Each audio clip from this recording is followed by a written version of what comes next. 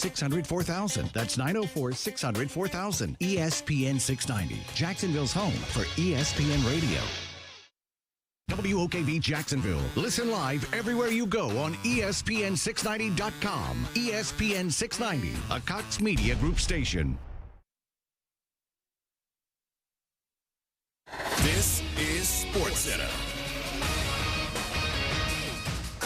I'm Christine Lisi. Breaking news, Browns quarterback Baker Mayfield will miss the regular season finale Sunday versus the Bengals so he can move forward with surgery to repair the torn labrum in his left shoulder. Coach Kevin Stefanski said the surgery could happen as soon as this week.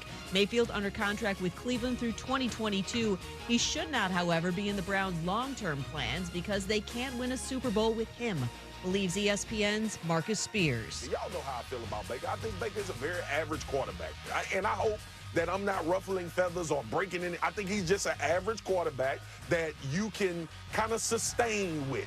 Not somebody that's going to really push you over the top. He'll have his moments, but we in year 5, and we still don't know if he's the quarterback for the Cleveland Browns. That should tell you what you need to know. Titans outside linebacker Bud Dupree's been charged with misdemeanor assault after an altercation with an employee at a Walgreens in Nashville Sunday night. Titans said in a statement they're aware of the situation and are gathering information. Suns coach Monty Williams cleared from NBA COVID protocols for tonight's game against the Pelicans. He's missed the last 4 games.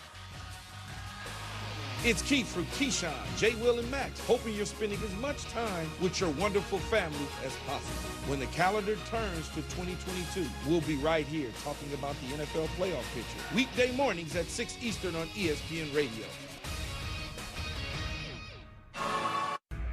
Broadcasting live from the ESPN 690 Anajar and Levine studios. This is Action Sports Jacks on ESPN 690 with Brent Martineau and Austin Lane. What's up, everybody? Austin Lane, Action Sports Jacks on ESPN 690. Coming to you live once again. It's been a couple weeks due to a hiatus, due to vacations and whatnot, but we are back at Top Golf. Brent Martineau right now setting up the cameras, getting everything ship shape for this episode here. But how are we doing today? A lot to talk about, a lot of things in all sports, number one, but obviously it's Jacksonville Jaguars focused, and I think the biggest thing today is how much does this team have it in itself to pull off maybe one of the biggest upsets of the season pending the Buffalo Bills game. Now, when we talk about the Indianapolis Colts, yes, I think, Casey, what are they, a 13.5-point favorite right now Vegas has them at? I believe it's up to 15.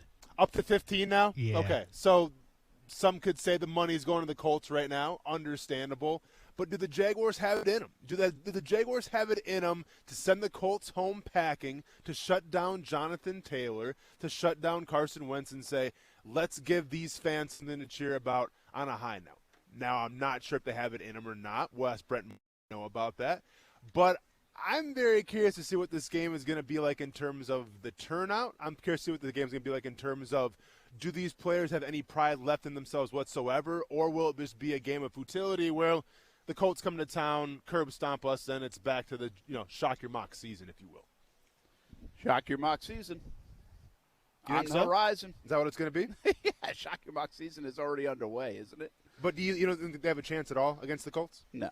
Not at all. Okay. No. All right. I mean, you got one team that wants to play. You got another team that wants to go home. You got another team one team that's tired of it all, one team that's motivated.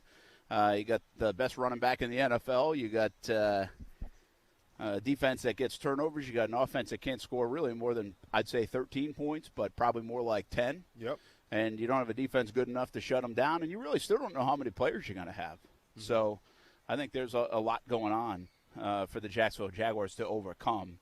And listen, it all comes down to want to at the end of it, Do you want to win or do you want to go and end the season? And I think everybody around here doesn't even care if the Jags win. I think they want the season to end and move on. But right? Do you think the way the Colts played at home in a kind of a must-win game against the Raiders, any indication maybe they're struggling a little bit as well? Because Wentz didn't really look like himself. Like, yeah, Taylor had that one long run. I get that. But, Taylor didn't really blow the doors off either or anything. Like, the Indianapolis Colts team that were accustomed to a high-powered offense and playing great defense, I mean, okay, the Raiders only scored 23 points, but they still got beat at home. Yeah, well, the difference is the Raiders were still alive, and the Raiders are a much better team than the Jacksonville Jaguars. Sure. So I think that's got a little bit to do with it. I just think motivation at the end of the day comes down to part of the team. I mean, we know that the Jags aren't unbelievable to begin with, but the want to against the run, the mental capacity of this football team right now, the mental mistakes they're making, I mean, it just doesn't look like they're, hey, let's go win a game, have fun, go out there and get it done. So I just don't see it happening. Maybe the bigger news probably in Jacksonville is, a former Colts coach, Jim Caldwell, could be the next guy. And, I feel like it's not shock your mock season, but it's more like every conversation I have today, yesterday, last night, with Jihad Ward, others, it's how do you fix it? How do you go forward? How does it change? How quickly can you change it? All those things. And it's interesting that Jim Caldwell is on the list for the Jags because I think so many people would say, hey, this is simple. It's Jim Caldwell, it's Doug Peterson. Just don't make it complicated here, all right? You can interview other people if you want, but why? Don't muddy the water. Those are your top two guys, and then you pick whichever one you like and their vision and their plan and who can fix it. Some of it might come down to sustainability, a 66-year-old guy versus a 53-year-old guy. One might come down to the mountaintop, and that is Doug Peterson's been there before, and he knows how to win in that game and get there.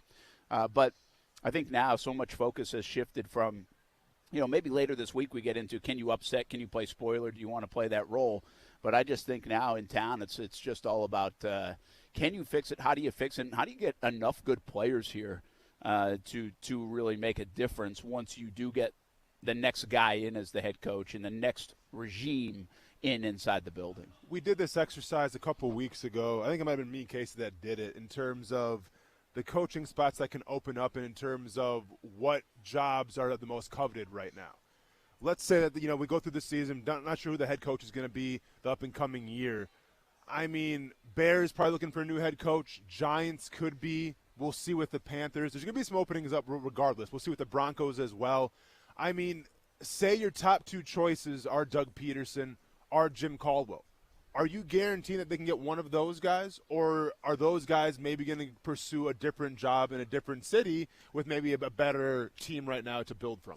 Yeah, I think what else is out there is going to be, and you mentioned, I don't know if the Giants are changing. It doesn't sound like. Remember there was a report a couple weeks ago, they're sticking with Jones and sticking with Judge. They can change that. I mean, obviously we think the Jags are going to change the report about Trent Baalke, so I think a lot of people think that's going to be the case. So, are the Giants a better job? Is it a better job right now? Maybe, because it's New York, but I think they have their own issues. Is Houston a better job? I've heard internally Houston's still somewhat of a mess. Like, it may have not have been as loud now over the last couple of months, but it's still kind of a mess. How much do you have to clean up there? And you have to deal with the Deshaun Watson situation, which isn't going to go over favorable. Basically, your first move, say Culley's not the guy, or if you have a new coach in, your first move is getting rid of Deshaun Watson. Like, that's a tough job. Sure. And for that, maybe they continue with Culley because Culley's done a pretty decent job. Mm-hmm. I don't think he's the long-term answer, but maybe they stick with him. I think a franchise like Seattle could open up. That would be a surprise pick maybe to some. But because of Pete Carroll, what does he want to do here? That would be a reset. But, again, is that a better job? Well, if Russell Wilson's leaving, you already have a quarterback in place in Jacksonville. So I think it's debatable. Listen, Jags are a mess. Yeah. I think it's debatable. I think I'd be a little bit buyer beware. But there's only so many of these jobs, and there's only so many quarterbacks that are franchise guys, and you don't now have to find that. I think a lot of people with their egos and their bravado in this business would say, I got that guy. I don't have to worry about that position. I can work with that position. I can get that guy better. We just have to build around him. I can fix this, And so I think that's kind of where they're going to come from. But do you think that's going to be the biggest selling point as the quarterback? Because I remember it is. Okay. Because I remember a couple years ago when Matt Rule was the hottest name and he chose Carolina, didn't have any kind of quarterback in place. And he just said, I'll take Carolina because you guys give me a lot of money and a lot of years. Right. That was the selling point, it felt like, right? But do you think, the Giants are capable of, say, Judge is gone or Pete Carroll is gone, Nagy's probably going to be gone. Yeah, true. I mean, couldn't any other team go, okay, well, we got Justin Fields in Chicago, take that for how you want, but couldn't we just go, we may not have the quarterback, but we do have the money to say, you know what, we'll give you this long-term deal because we value that much. Yeah, I think in that respect, I just think there's so much value on the quarterback. And so I think there's two different sides of it. And I know we kind of joked about this yesterday. Hey, this is my best selling point on this franchise right now. I don't think the quarterback's a bust. Yeah. And the quarterback has a lot of talent, and everybody would still say he has a lot of talent. He didn't lose talent. Now, he had to deal with a lot, and you can make excuses for him, but he also didn't play as well as we thought he was going to play. But he's not a bust. And so I still believe that's where the Chicago job probably comes in more than any other, because your quarterback situation is at least currently set.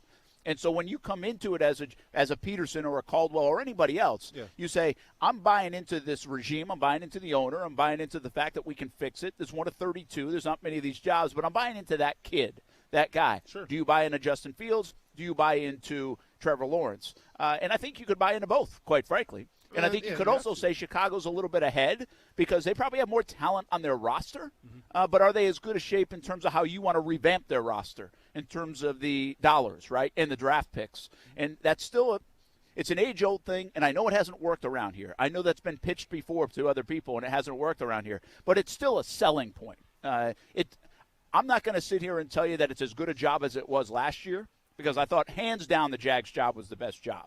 When it was an unknown about Trevor Lawrence, but you had the number one pick and you know you could get him. Sure. When you had the draft picks, when you had the dollars. I'm not going to sit here and tell you that this year, but it's still a good job. And Mike Tannenbaum might have been over the top about how good of a job it is. Yeah, but I think it speaks to what people view it as if you're in the profession. Like, hey, I can work with that, and I can flip this thing, and I can make this. Again, they're like an offensive coordinator in the sense that I can make that guy good at the quarterback position. I can make my offense better. And so I think there is that ego and bravado and confidence in these guys that want to come in here and interview, and I think they'll feel about the same way. No, for sure. But at the end of the day, it might be a top job, but is it a top 2 job? Is it a top 2 job that's going to get you your top 2 choices in Doug Peterson or Caldwell? And I don't know if I can answer and say, yeah, absolutely, because I don't think that's the case at all. I mean, I think if Zimmer's out of Minnesota, I think that's an intriguing job. I think there's a lot of intriguing jobs that could open up with a lot better cultures, with maybe okay quarterbacks, but with a lot more talent.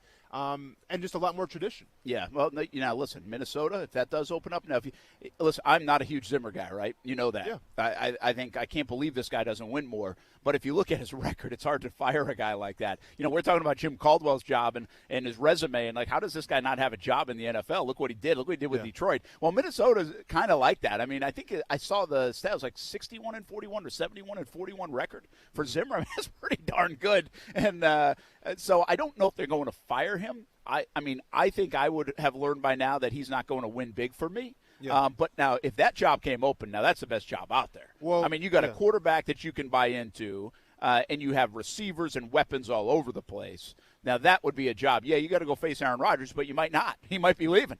Yeah, all I know is with Mike Zimmer is I see a defensive-minded coach that coaches one of the worst defenses in the NFL. That's all I need to know about Mike Zimmer. I mean, yes, you have Justin Jefferson. You have Dalvin Cook. You have Adam Thielen. You have Kirk Cousins. That's great on offense. But you're a defensive-minded coach, and your defense, your side of the ball, has not been performing. So I think that's a giant red flag if that's what we're talking about right now with the Minnesota Vikings defense. I like where you're going here, though. If Minnesota opened up, if Seattle opened up, if the Giants opened up, we already have the Raiders. Minnesota, Seattle, Giants, Chicago, the Houston.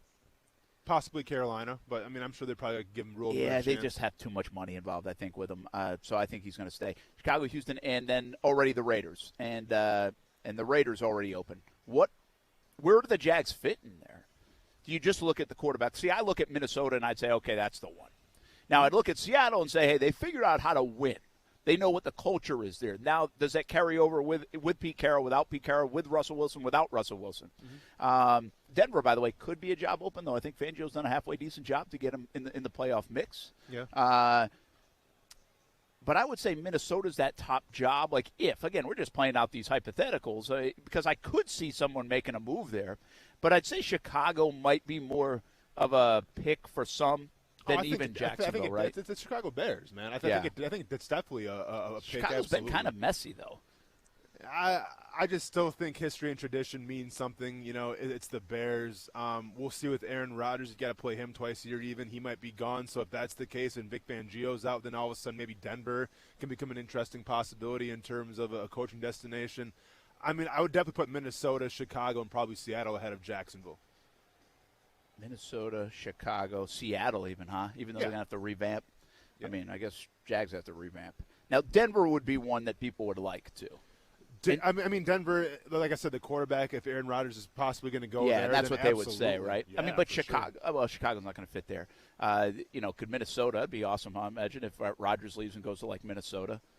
It'd be Brett Favre all over again, man. Minnesota. It'd be Brett Favre all over again. So it's interesting to look where to that point, I will sit here and tell you that I don't think the Jags' job is as sexy as it was a year ago.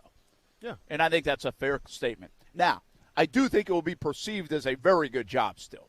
But to your point, let's just say everybody wants to go after Jim Caldwell and Doug Peterson, and I don't think they're the fit for everybody. Sure. I really don't. I think there will be other organizations and franchises that go after the young guy, the McVay guy, the Zach Taylor guy. I just don't think right now the Jags can afford to take those chances on the Leftwiches of the world, the Kellen Moores of the world, those guys. I think it's too risky. Mm-hmm. So how many of those would want it, even if all those jobs were open in this hypothetical situation? Where do the Jags fit? And the bottom line is I'm not sure they fit in the top two. And that should scare you a little bit. And it should also be a reason why the Jags have to hustle. Yeah. You know, the Jags should get out here and be like, all right, listen, you got Peterson in last week. You got Caldwell in this week. You got, I think Bowles was already a guy that they interviewed yesterday, or at least reportedly. So you got to get this thing done, make your decision, and say, all right, we want you. And Shad was very good at this last year, right? And again, it didn't work. Yeah. But he's very good at saying, I want my guy, I got my guy, I'm getting my guy. And he did get his guy. He got his guy in Urban Meyer. It turned out to be an absolute disaster. Mm-hmm. So can Shad go get the guy once again this offseason? And right now he's only got one competitor. And by the way, that competitor in the Raiders might want to think about hiring one of their own, because that guy in L.A., in Vegas, is doing a really good job and has them on the foot of the playoffs despite all the stuff that they had to deal with this year. Yeah, no, absolutely. I'll be curious to see what the Raiders do.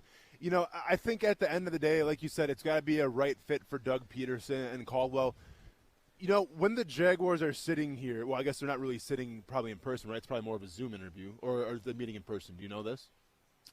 I think they said they were I thought I saw Gene Fournette. It's in person. Okay, it's in person. Not here in Jacksonville either, which okay. That wouldn't be surprising. So, I mean, sometimes these are done in Miami on the Kismet or wherever, but it's usually not done right in Jacksonville. Okay, so then for these coaches' meetings, is this more of the coach trying to sell himself of why he would be a great candidate to be the head coach of the Jacksonville Jaguars, or is it more Shad Khan and the front office selling themselves of saying why they're a great candidate for the head coaches? That's a very good call. That's an excellent question. But we don't know, do we? Well, of course we don't know. Okay. I mean, no, I don't think we know that. Okay. Because listen, I do know this.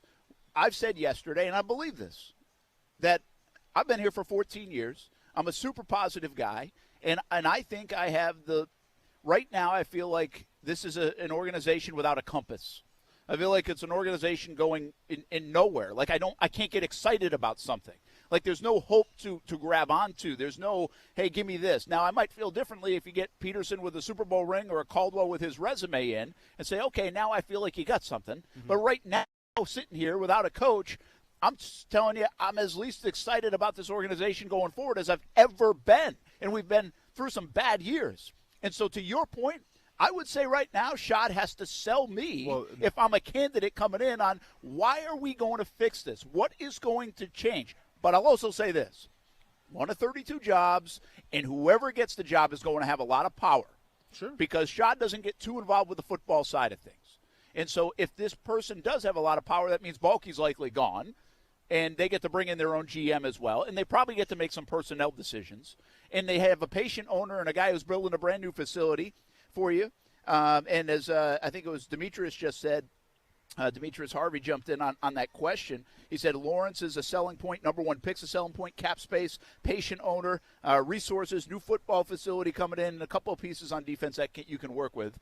And a couple of young guys. I mean, listen, they have drafted, and the story isn't told on some of these young guys. So my point being, as drastically bad as it looks right now, this is still an attractive job by NFL Sure. means. Well, and I get that it's one of 32 jobs, but, like, Dan Quinn didn't think that way. I know. Because Dan Quinn understands what's at stake right now. Dan Quinn was a guy who got an opportunity as a head coach and, didn't do that well. got, I guess, downgraded back to defensive coordinator again. Dan Quinn's probably thinking, you know what, I have one more shot to make this right. I have one more go-around to try to win some football games, to try to get respect, to try to become an NFL head coach, and then that's it. I'll be defensive coordinator for the rest of my life. So I think Dan Quinn thinks, you know what, yeah, while maybe an appetizing job, I don't want to go to Jacksonville, try to turn this whole thing around and not win right away and not have success. Maybe, keep on failing like they have in Jacksonville, because then my head coaching career is going to be done and I'm going to be a coordinator. So I understand, it's one of 32 jobs, but it is a turnstile. Like every single year, there will be openings. Every single year, there will be teams in need of a new head coach. And getting back to the interviews with Shad Khan, I agree with you. I think it's more right now of Shad Khan pitching why the Jaguars are a suitor for these head coaches. I think if you ask them a year ago, when you had Trevor Lawrence with the number 1 pick, when you had all this salary cap, when you had the intrigue of turning everything around, I'm sure coaches were lining up the doorstep saying, hey, yeah, I want in, and the coaches had to sell themselves. Yeah. Obviously, Urban Meyer was kind of the guy from day one, but I think that was the case. That's not the case anymore. Now you got to go, okay, well, we got this salary cap. We have the number 1 pick again and all this stuff. That's not right. You shouldn't be in that kind of situation. It should be the other way around. And unfortunately, just the way things have transpired this year, well, one can say maybe the worst season in Jaguars history. I feel like we say that a lot. But one could say it's the worst season in terms of, well, now you went from being that suitor, you went from being the team that, all these coaches had googly eyes over, to now you're just begging someone to say, hey, here's why you should come here. Please come here. Well, and I don't think it's that. That's my point. I guess it's not all or nothing here. I don't think this is, hey, please come coach the Jaguars. Mm-hmm. Listen, Cleveland had a lot of bad years too, and I don't think they were begging people to coach their football team. I think they had plenty of people, plenty good candidates. Did they pick the right one? No. Did they go outside the box too much? Maybe. Did they go after the wrong guy? Yes. Mm-hmm. And now they're probably asking it again, even though they just had the coach of the year a year ago. That's the way the NFL works. But I do think we have to be honest with ourselves and where this organization is at. It is not where it was a year ago. It certainly wasn't. As bad as it was a year ago, it was set up to go succeed. And Urban Meyer screwed it up. And Trent Baalke helped screw it up. And everything in that building has been worse, just about. And so now it's not as good of a job. And that's why you have maybe a McDaniels saying no, or maybe they didn't reach out. We don't know exactly, but there are reports of that. That's why you have Dan Quinn saying, no thanks. That's why you say Leftwich isn't jumping to interview right now during the season. Yeah. And maybe that is fair. We have to acknowledge that in Jacksonville. But I would say this. I think this is a crystal clear hiring from the Jags' point of view. Doug Peterson, Jim Caldwell. If those two guys don't want the job, then I'll be concerned. I'll be majorly concerned, because I think those two guys are the top 2 guys on this list. I think it's a no-brainer. I think it's a slam dunk. I think I could make the case for either guy, and I don't think this is a hard decision for Shad Khan. So if those 2 guys aren't here, well, Shad either went outside the box or they said, we don't want that job. We're not comfortable. No, for sure. And if I'm Doug Peterson, or, if I'm Caldwell and I'm sitting in this meeting and you're trying to woo me. You're trying to convince me why I should come to Jacksonville and, how I can turn this whole thing around. If we're being 100% transparent, if I'm looking to my left and I see Trent Baalke sitting next to Shad Khan, I'm wondering, well, okay. I mean, I get the sales pitch, but why is he here? Yeah. I mean, how does that not cross your mind if you're Doug Peterson or Caldwell? Yeah. From Caldwell. It has to. Yeah. So I don't. Yeah. I think you're right. Listen, we believe that. I think we've been pretty consistent with that as well. Tuesdays from Topgolf. We're not done talking about this. I want to talk more about the candidate and why I think Jim Caldwell might be better than Doug Peterson. You can tell me I'm crazy if you want, but I want to share this thought with you. At least why I lean a little bit on the Caldwell side, even though I would fully endorse Doug Peterson being the next guy of the Jags. And I think it's the only two. That's the only 2 options right now for the Jags, unless they get told no by both guys. Tuesdays from Topgolf rolls on. Action Sports Jacks on ESPN 690.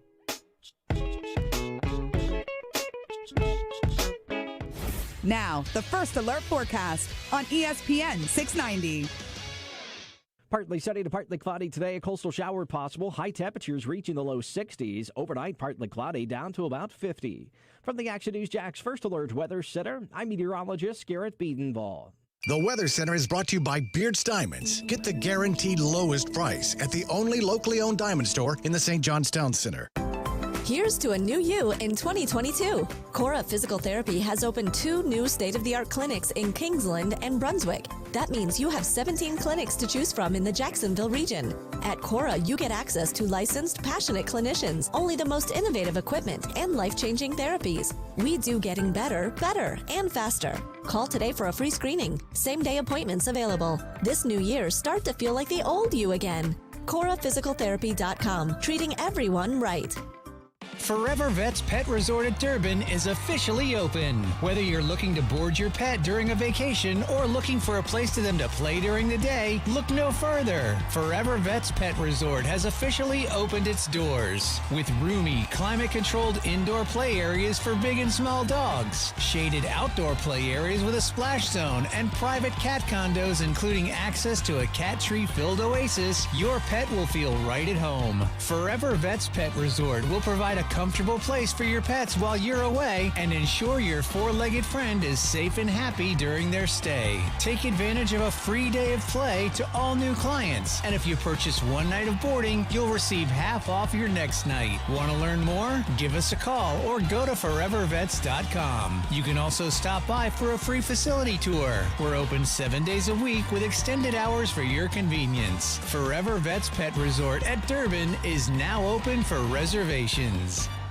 Looking for a great career that can take you places? The Jacksonville Transportation Authority offers miles of opportunity, and the JTA is now hiring bus operators. We offer competitive pay and benefits with a starting wage of $16.43 per hour. We're offering hiring bonuses from $10,000 to $15,000. CDL training is available, and JTA will pay for relocation to Florida.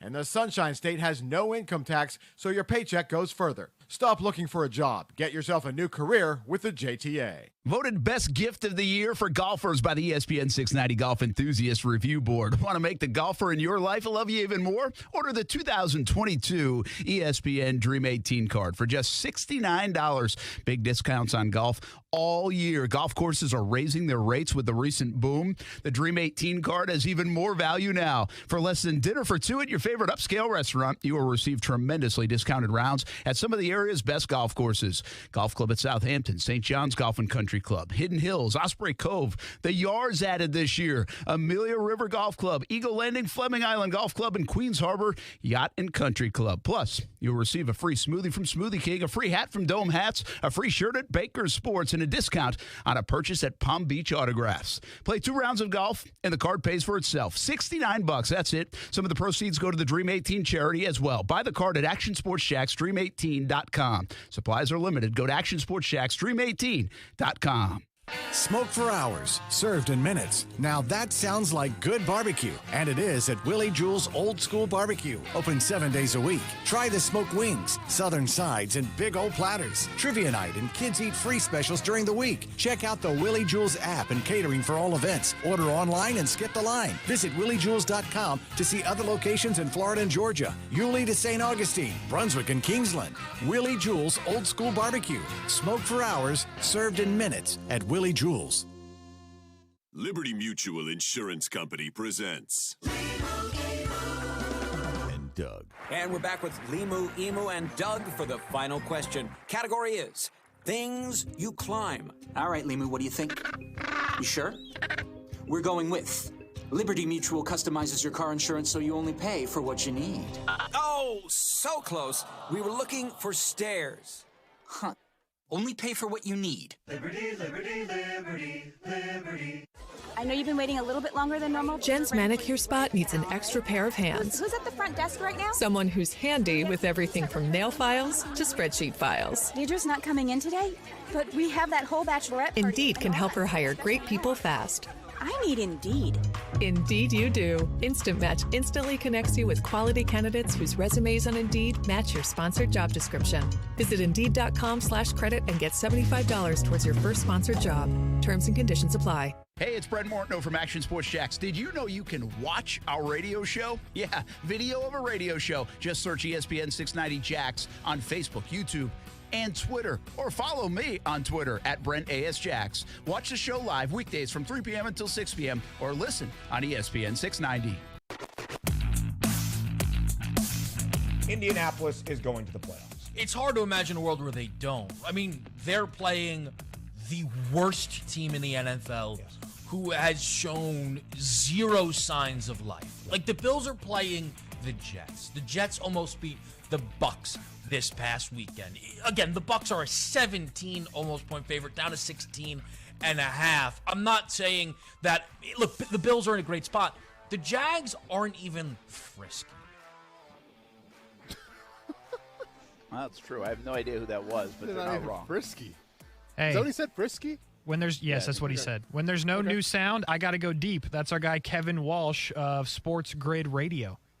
Wow. Sports Grade Radio? Grid. What the hell is that? It's on Grid, Sirius XM. I don't think I'm going to give him the channel because And I by don't the need way, to like, tell people I say that. who the hell is that, and I say it in all good fun because it's like if their show played like something from Brent Martineau, they'd be like, who the hell is that? Well, no, I mean, Brett, let's not be so hard on ourselves. Now, when Paul Feinbaum played my audio, That's it a good was point. Austin Lane from ESPN 690 there in Jacksonville. True. So people know who Where it also just means more.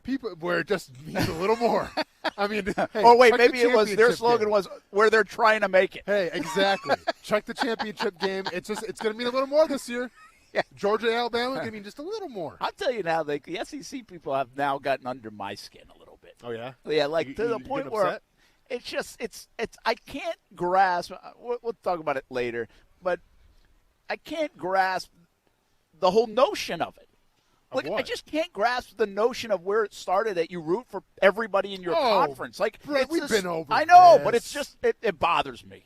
Come on, I know, but it's like just, if you're a real Gator fan, you should not even want to watch this national championship. Vanderbilt You should fans. hate Georgia so much, Yeah. which you probably do, but you should hate them so much, and you should hate Alabama so much South Carolina fans talking the most smack right now. I see you. that you don't want anybody to win. Yeah. And I saw some hear guy you. tweet that, and I respect that guy. The rest of you, I got no respect for you waving the SEC flag. No, I don't Listen, know what it is I about hate the the SEC, Yankees. man. I don't wave the AL East flag. I don't wave the American League flag. I hate the Yankees. Oh yeah, man. I mean, I was like trying to burn some voodoo dolls when the Cubs were going to win the World Series, man. 'Cause I wanted that to stop. Yeah, you can't go along when your divisional opponent or your conference opponent. Like if the Titans go, Casey though, we'll see. I really think this has morphed into. Again, I don't even want to talk about this right now, but here I go. I think this morphed into something where, in social media world especially, people started to say, well, the ACC is a little better this year, or the Big 12 is a little better this year. And so now everybody got bowed up about it, and so it became a thing. Like now it is a thing. Like they say it just means more, but everybody waves the SEC flag. Like I almost came in here yesterday and had an SEC shirt on. Oof, Brent. Like I just want to wear an SEC. Do you see any fans wearing an SEC shirt?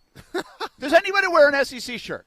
I mean, no, but sometimes I feel like the Alabama hat has the SEC patch on it or something. For real. Yeah. All right, forget about the SEC. Whatever. We'll talk about the national championship later. Okay. Jim Caldwell, Doug Peterson. I think it should be the only two candidates. Welcome back to Top Golf, everybody. Tuesdays at Top Golf. Brent Martineau, Austin Lane, Casey Kurtz. And I think these are the two guys. I think it's a no-brainer. I think this is what the organization needs. They need some experience. They need people to settle this thing down. They need people that know how to win football games in the NFL, even when your team isn't the most talented, which we see all across the NFL, to the tune of 4 wins, 5 wins, 6 wins, sometimes 7 wins. And right now, that's what we're after in Jacksonville. This is not about winning Super Bowls at the moment. It really isn't. It can't be. It's got to be about fixing this and getting out of the mud, getting out of the quicksand that we're in, which is 3 wins in the last 2 years. And you got to start somewhere. And so I really believe these two guys are the guys. I don't think you need to look further. It's okay if you do. And I like the fact that, hey, Todd Bowles has done it before in New York, but his resume just doesn't help me out here to say I really want Todd Bowles as my next head coach, okay? I know New York's a tough place. They've had some tough times, but there's really no difference in bringing back Gus Bradley than Todd Bowles if you look at the resumes, you know? I mean, seriously, it's not a lot. You get my point. So, but I feel like Jim Caldwell to me might be a better fit at the moment for the Jaguars in the immediate, and I don't care about down the road right now. And I think if I'm Shad Khan, I wonder if he doesn't care about down the road right now. I think he's now – so remember in 16, 17, he was basically like, whatever we got to do to win right this second. Well, he hired Tom Coughlin, Doug Marrone, it's like, boom, let's win. And they did. They put a lot of emphasis on winning right now. Forget about a plan. Forget about all this stuff. Yeah. I think that's where the Jags are right now. They got to get the hell out of this mess and just give me some wins next year and find me what's going to fix it right now. Find me what's going to stabilize my organization. Find me what's going to get out of articles about clowns being at the stadium on Sunday. Find me, get me off national coverage, baby. Let's go off the national coverage and just make me irrelevant Jacksonville if you want again, because we won 6 games, 7 games, and we don't have a circus going on or a soap opera, which we just encountered this year with Urban Meyer. Yeah. And therefore, I think, and you tell me if I'm wrong or right on this, I feel like Jim Caldwell from the outside, I don't know the man, and I don't know Doug Peterson, but I think Doug Peterson has a little more ego swagger to him. And keep in mind, everybody's got an ego. But I feel like he's got a little bit more of that to him, which can be very helpful. But it really hurt them this year. Like, Urban Meyer had too much of that. Yeah. He has too much ego. It was all about Urban, all about Urban, all about Urban, and they lost sight of all about the Jacksonville Jaguars. I feel like Caldwell would come in here and be like, you know what? I just want to win and do what's right for the Jacksonville Jaguars. He feels like that guy rather than I want to do what's right about me. Like, I've got to prove myself right, and I've got to tell everybody I'm the best coach and I'm this coach, and why did they not give me another chance after the Lions? Why did the Lions fire me? Like, I just don't get the sense Caldwell's that guy. And so it's this calming, maybe lack of ego head coach and guy in the building that I think could help settle this thing down and fix it. You know what I'm saying? Yeah, no, I got you. I mean, in terms of ego and coaching style, like, that's not necessarily what would be the turnoff for me. Now, one could say, Doug Peterson's book, where he's adamant about Doug Marone's, calls or whatever like that, 2017, rubbed a lot of people the wrong way. I think it rubbed you the wrong way a little bit. It did at the time, mistaken. So, and now I'm vouching for him to be the guy. Yeah, there you go. But, like, to me, I mean, I've been on the Jim Caldwell train since Urban Meyer got fired. I mean, that's been my guy because, and I don't want this to come across the wrong way, but I don't want to say it's the most boring pick, but it's the most stable, and that's what I want right now for the Jacksonville Jaguars. I want stability. That's what you need more than anything. I don't need flash. I don't need sexiness. I don't need trending topics. I don't need hype. I don't need hope. I need stability. And I think Jim Caldwell, more than anybody else, can provide stability. I get it. Doug Peterson's got that Super Bowl ring, and that's something you can dangle in front of the people at the interviews, and they're going to be ooh and on, and I understand all of that. But I look at the way that, Doug Peterson left Philadelphia. Well, what happened? Falling out with the front office, falling out with Carson Wentz a little bit. Well, that's the last thing I want to see right now in Jacksonville is the head coach and the quarterback maybe not getting along, and obviously the front office and the head coach not vibing either because we've seen too many of those stories. We know how it pans out. With Jim Caldwell, how did it end with him in Detroit? Went 9-7, second place in the NFC North, and he got fired. All right? Some would say that he was wrongfully fired, and I would probably agree with that. And then he rode into the sunset. Exactly. Well, then he coached in Miami. I know. I'm just saying, but it felt like he rode into the sunset. You had to Google where he was. No, for sure. But I think all in all, like, all right, he got fired because he went 9-7 in Detroit. What has Detroit done since that? Detroit would kill to be 9-7 every single year again. So I think of when I look at the resumes, when I look of how they left their respective franchises, when they were let go or why they were let go, it was super messy, it seems like, in Philadelphia. Not messy at all, probably a wrong termination in Detroit. So that's why I lean advantage, Jim Caldwell. And I'm going to say have fun in Beloit, Wisconsin, meeting his family and friends. You're going to have a blast there. I'm going. Just make sure you go in the summertime or the springtime. And I want to be crystal clear here. Having an ego doesn't make you a terrible person. Having an ego doesn't make you bad fit for the job. From some of the things you just said, Peterson did clash with management. He obviously had a falling out with the Wentz stuff going on. Yeah. He does feel like he's got more swagger and bravado, which, by the way, I think helps him be a good coach. It helps him win a Super Bowl, helps him go toe-to-toe with Bill Belichick. So I'm okay with that as a coach. And by the way, if that's what's coming in here, that's fine too. But I just think you got to be a little careful right now. That is an organization that needs somebody to stand up and defend it and say, we're the Jacksonville Jaguars, and we're going to fix this thing, and it's good to be a member of the Jacksonville Jaguars. I've heard Josh Allen say that. I heard Urban try to say that by pointing to the logo, but his actions didn't indicate it. It was all about Urban, from not coming back on the team plane to the bar to not being able to handle adversity once the media got hot on him and then the temperature got turned up. He couldn't handle it. Couldn't do it because you know why? It was a dent to his ego. And by the way, I'm a guy that said at times I thought the bravado of Urban would help turn this thing around. That guy's not going to lose. Well, it actually had a negative impact, had just the opposite impact once stuff got turned up on Urban Meyer. He just didn't know how to handle it. Yeah. And then the building went to boom, and here we are. So I just get the sense, and that's why I said a couple weeks ago, and I know I'm not the first one, and this is like an easy thing to piece together, but if you could just envision in your mind a guy like Tony Dungy having a say or an impact at some level on either the coaching hire or your organization as the EVP, and Jim Caldwell, well, what you do is you have two solid men, two foundational men, two men that don't exude ego or anything like that. And they're just like, I'm going to do what's right to win. And I think that perception needs to maybe be in place, even though that's probably a tough reality in a very selfish industry. I mean, the NFL is about as ego-driven and selfish as you can get, in my estimation, after covering it for 20 years. And so I think it's a very hard thing to get. But I look around the league, and I'm like, Indianapolis, for all those years, Irsay is not like this, known as this greatest guy, and he's got a bad reputation at times, and he's got some problems and issues and had some run-ins. But they had Peyton, and they had Caldwell, and they had Dungy, and they had these guys that represented this wholesome nature of the Indianapolis organization. You know what I mean? Well, and now they have Reich, who I think and now that Reich is the same way. And to be fair, with all due respect to Reich, I know nothing about that dude. Me either. Seems boring as all get out. Yeah, but I heard he's the salt of the earth. Sure, I'm sure he is. But I'm saying, listen, that at the time, that signing, it didn't really do much for me in Indianapolis. I knew of him, but I'm like, okay, good luck with that. It seems, for lack of a better word, turning out pretty well for them. It does. I mean, we'll see how we'll see how the playoffs turn out, but they're doing pretty well. I think you could go out. Listen, you can find different organizations that operate different ways. Some people have good people in the organization. Some might not perceive to be great people in the organization leading the way. And so it mixed bag. Like, it doesn't mean you're going to win. I just feel like at this point in time, the Jacksonville Jaguars need to find a little bit more of that wholesome effect. A little bit more of this, hey, we're doing to do things the right way. And that sometimes comes off as we don't care if we're good or we get the five-star guy. We want the team captain guy. I'm not saying that, but you're coming off grievance gate with Coughlin a couple years ago. You're coming off miserable records. You're coming off Urban Meyer and the stench of that now. There are problems in Jacksonville in terms of perception.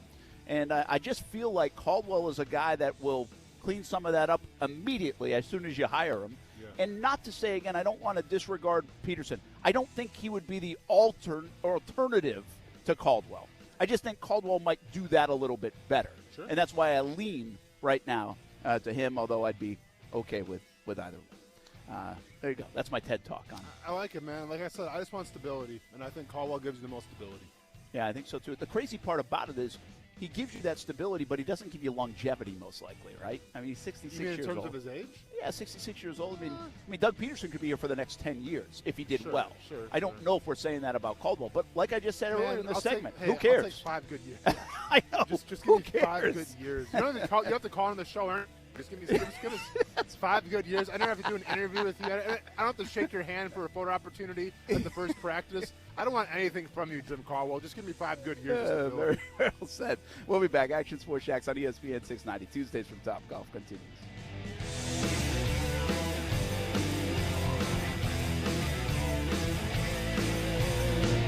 What's up? It's Casey. All season long, we've been bringing you ESPN 690 Game Day Live before every Jags home game and Florida, Georgia as well. We have one more edition to close out the 2021 NFL season. That comes on January 9th. Join Brent Martineau live from the Duval House at the foot of the Hart Bridge, right next to the bank from 9 a.m. to 11 a.m. as we get you set for the Jags season finale against the Colts, the rest of the games around the NFL, and even some fantasy football advice as well. Remember, 9 a.m. to 11 a.m. on January 9th, the final edition of ESPN 690 Game Day Live, sponsored by the Duval House.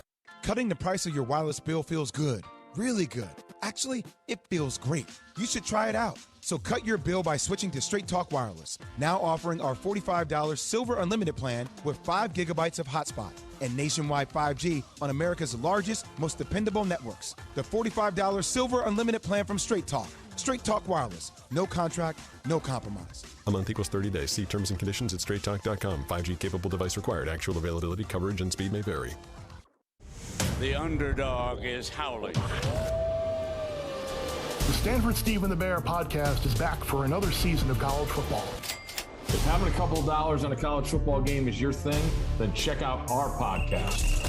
Every week, we'll preview the upcoming slate of college football games all over the country. We'll let you know what favorites to hammer and who to avoid, players to watch out for, and everything else you need to know. It's Stanford Steve and the Bear.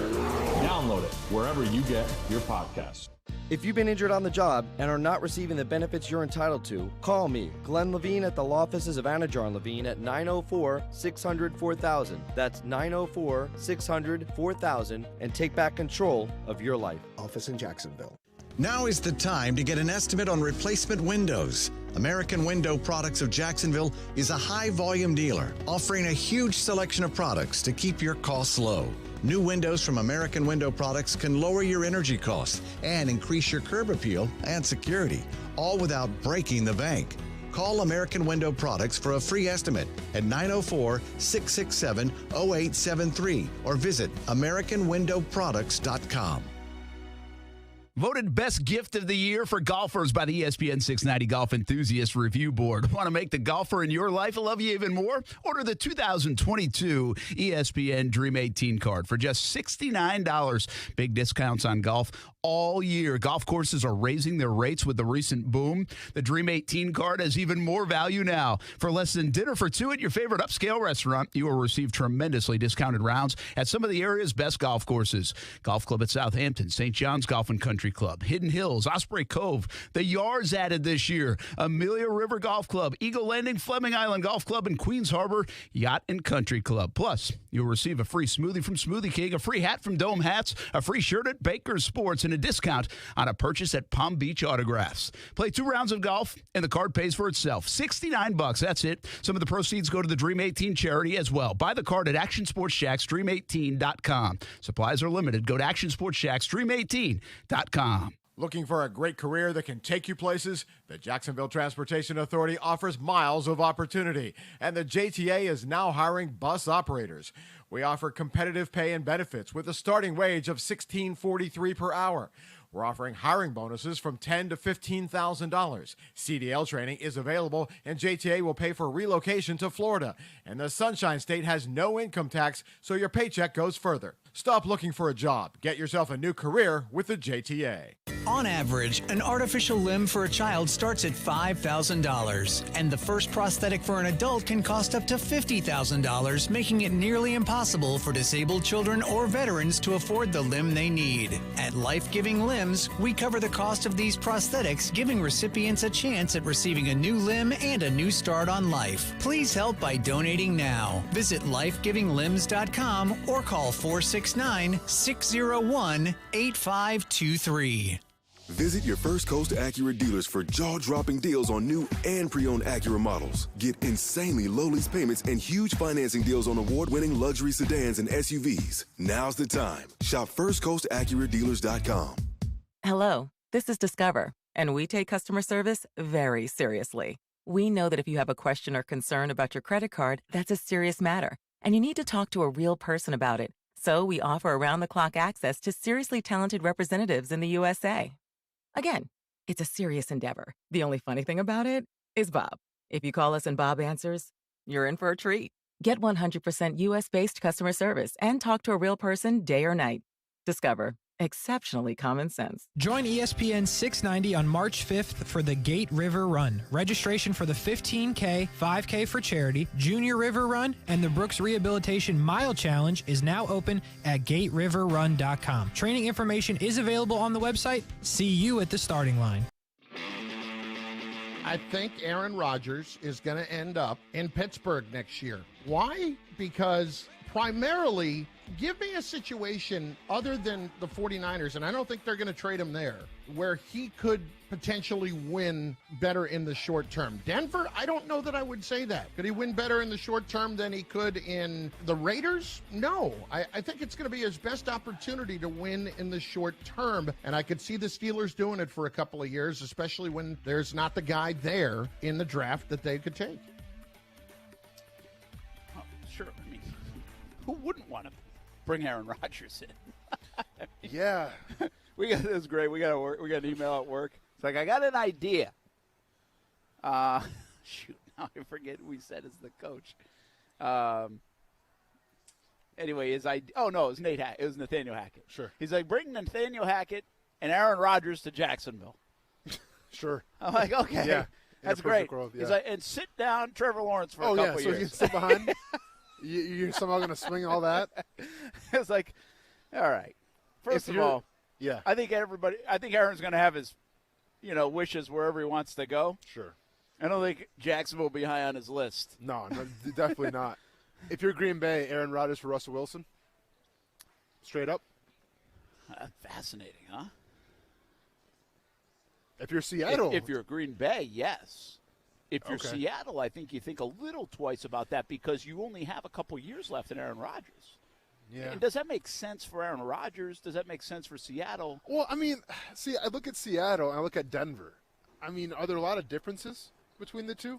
Well, I would say it's a good question. I think there are more core good players on Denver. Okay. And definitely, well, weapon-wise, you got Lockett and Metcalf. Yeah, they got a lot of weapons now. Those receivers are invested in Denver. Yeah. So, yeah. Defenses are both kind of, I don't have their depth charts in front of me. Sure. I just don't feel like Seattle's very good. Okay. But that's very interesting. That's fascinating. You see Jim Harbaugh, by the way, there's a report by Bruce Feldman that he might want in the NFL again, which, by the way, wouldn't be surprising. He kind of got Michigan to a place. So it's probably self-satisfying. And now he's like, I'm not dealing with this. Same thing, Urban. Urban didn't want to go back into the college game. They didn't want to deal with the NIL, and the game had changed and all that stuff. Yeah. Well, I wouldn't be surprised if old school Jim Harbaugh, I don't want to deal with that either. He is old school. Sure. I mean, he's an old school guy. But I'm telling you right now, keep good. Jim Harbaugh away We're all set. from one TIAA bank place, if that's what it's called now. I think we're all set. I mean, no way. Dude scares me. And by the way, I'm actually a fan of Harbaugh. But Yeah. there's no reunion between Balky and Harbaugh here, okay? Yeah. It actually fizzled out at the end. I know they did well together, but that ain't happening. I don't want to cover a coach that can probably beat me in a fight. So, no, we're all good. We're all set. Jim Harbaugh, enjoy Michigan. Casey, Casey, would you trade Aaron Rodgers for Russell Wilson straight up? Not if I'm Seattle. Okay. They if you're can't. Green Bay, yes. Seattle, I mean, they just gave up 40 or 30 points to the Lions. I think they got bigger problems. Yeah, that's a good point. Jared Goff was, by the way, too. It's really hard to – listen, if you're going to lose Russell Wilson, I mean, I understand why you'd want draft capital, but it's really hard to turn down Aaron Rodgers, isn't it? Very hard. Best quarterback in the league probably right now. Yeah, I would say so. No doubt. Yeah, yeah. But I understand also if you're building, it doesn't make a lot of sense because now you've got a $40 million quarterback and you're wasting his time potentially if you don't think you're good enough to win it all. Yeah. I mean, but if Russell Wilson went 5-10, is Aaron Rodgers going to go 10-5? Well, here's the thing, though. I look at what Aaron Rodgers has in Green Bay in terms of weapons, and Devontae Adams probably the best receiver in the league. Aaron Jones, A.J. Dillon, a 1-2 combination. That it's I get it, but you almost have more weapons in Seattle on offense. Yeah, you kind of do. I mean, I would take Lockett and DK Metcalf over Devontae Adams and whoever else they're dragging out there. And you can fix defenses quick in the NFL. Yeah. I mean, it's kind of fascinating. I don't know how you say no. Yeah. But I'm like, well, yeah. I just bring it up because that was the big talk back home. Oh, was it? Yeah. That's what people want to see. Well, I mean, they're saying if Aaron Rodgers chooses to leave, they should try to get Russell Wilson. Because Russell Wilson's a Wisconsin guy, too. So. Well, that's a good point. I didn't even think about that. Yeah. And he's like a Wisconsin guy to start, right? No, well, he was at NC State. No, I know, but is he a Wisconsin guy? Like, is that where he's grown up? He's not from Wisconsin. Oh, okay, no. But I'm just. I know that's where he ended up. Yeah. That's interesting. Yeah. Who else could they? I guess they could get Deshaun Watson from a big-time quarterback standpoint. Who else could you get? Yep. Right. Deshaun Watson. And Watson could be on the move too. I mean, you could have those three quarterbacks on the move. Yeah. And so that's who you'd pick from. For sure. And so that trade would make sense. Again, that trade makes a lot of sense from Green Bay's perspective. Correct. And I think from Seattle, it's not the worst thing either. Actually, the more I think about it, it's not the worst. Yeah. But the time is ticking on Aaron Rodgers. I don't see him playing until he's 45 Well, like Brady. and if you're Aaron Rodgers, would you want to go to Seattle anyway? Because I think if he was to get traded, they would do right by Aaron Rodgers and kind of send him where he wants to go. I think. I don't know. A little friction there now. I don't think the GM is doing him any favors. Yeah, I mean, he's called him out on every corner. Yes. Yes, this is true. Yeah. Let's get Steven in real quick, and then I'll probably answer his question at the top of the hour. Tuesdays from Top Golf, Brent Martineau, Austin Lane, Casey Kurtz, and Steven joins us. What's up, man? Happy New Year. Hey, Happy New Year to you guys. How you doing today? Very good. All right. My main question is everybody, I'm sure you've seen it on Twitter, everybody's deciding what to do with that number 1 overall pick. Who do you take? Hutchinson, Thibodeau, Evan Neal. I mean, what would you guys consider about maybe trading away the number 1 pick for players? Like an example would be Denver, maybe trading and getting maybe a Jerry Jeudy, getting your wide receiver, maybe even, like you guys said, Seattle, maybe get a DK Metcalf. Mind you, we're going to have to re-sign him to a whole new contract, but maybe doing something like that, maybe getting one of these star receivers, because a lot of the guys going on free agency are deciding to tear their ACLs at the last moment. That's true. I'm not sure they're deciding on it, but that is happening. All right, Steven. Steven, I love the question today because, and I know that a lot's been floated around the number 1 overall pick. I got to be honest with you, there's been so much going on with the Jags. I haven't thought about the draft as much as I think I probably would have. Yeah. And now we're starting to, is my point, right? I mean, over the last week or so and change. But this actually crossed my mind a little bit yesterday watching Cleveland. And I wondered, I was like, does Cleveland have anybody that I would actually trade for? Myles Garrett. Yeah, but they're probably not going to let him go, probably right? Not, no. So, but then I started poking around, and to Steven's point, you end up on a DK Metcalf in Seattle if they're going to blow it up. Yeah. Could you even do this with Green Bay if Devontae Adams, they don't feel like they're going to get a deal done? Yeah. Like they franchise him or whatever. And Denver's interesting. I didn't think about that. I doubt it that they would be willing because they feel like they're probably just missing a quarterback. Yeah. And Kenny Pickett's not going to probably solve all their problems. But would you trade Jerry Jeudy for a first-round pick? No, probably not. Yeah. I mean, again. First overall pick? That'd be more. I think my point being is you don't see this very often where you trade for a player. Yeah. But I think this might be a situation where the Jags aren't in love with the number 1 overall pick, and they're not going to be able to trade out of it, I don't believe. And so could you find a dance partner that includes a player, actually then all this draft capital that most people usually give up to go get that number 1 pick? Let's talk a little bit more about Action Sports Jacks on ESPN 690 when we come back. Tuesdays from Top Golf on ESPN 690. Tobacco-free Florida knows how hard it is to quit nicotine, which is why we offer different quit options to choose from for free, like 24/7 quit coaches available over the phone and free 2-week starter kits of quit aids. We're even experimenting with 80s pop music. I'm giving you up, giving you up, giving you up. I'm letting you up, I'm letting you never come back to smoke. I'll never come back. Never come back to smoke. I'll never come back. I'm giving you up. Or maybe we'll just stick to the ways we know work. Visit tobaccofreeflorida.com or call 1-877-YOU-CAN-NOW for free nicotine patches. Hey, boss. Did you hear the latest about the ding-dong doorbell cameras? Whoa. First of all, let me just say that as a crook, I'm a big fan of the ding-dong doorbell cameras. Me too. It means no safe-touch security. Exactly. So what happened with our old buddies at Triple D? So the ding-dong doorbell cameras rely on the internet, right? Well, the parent company just had their 3rd outage in a month.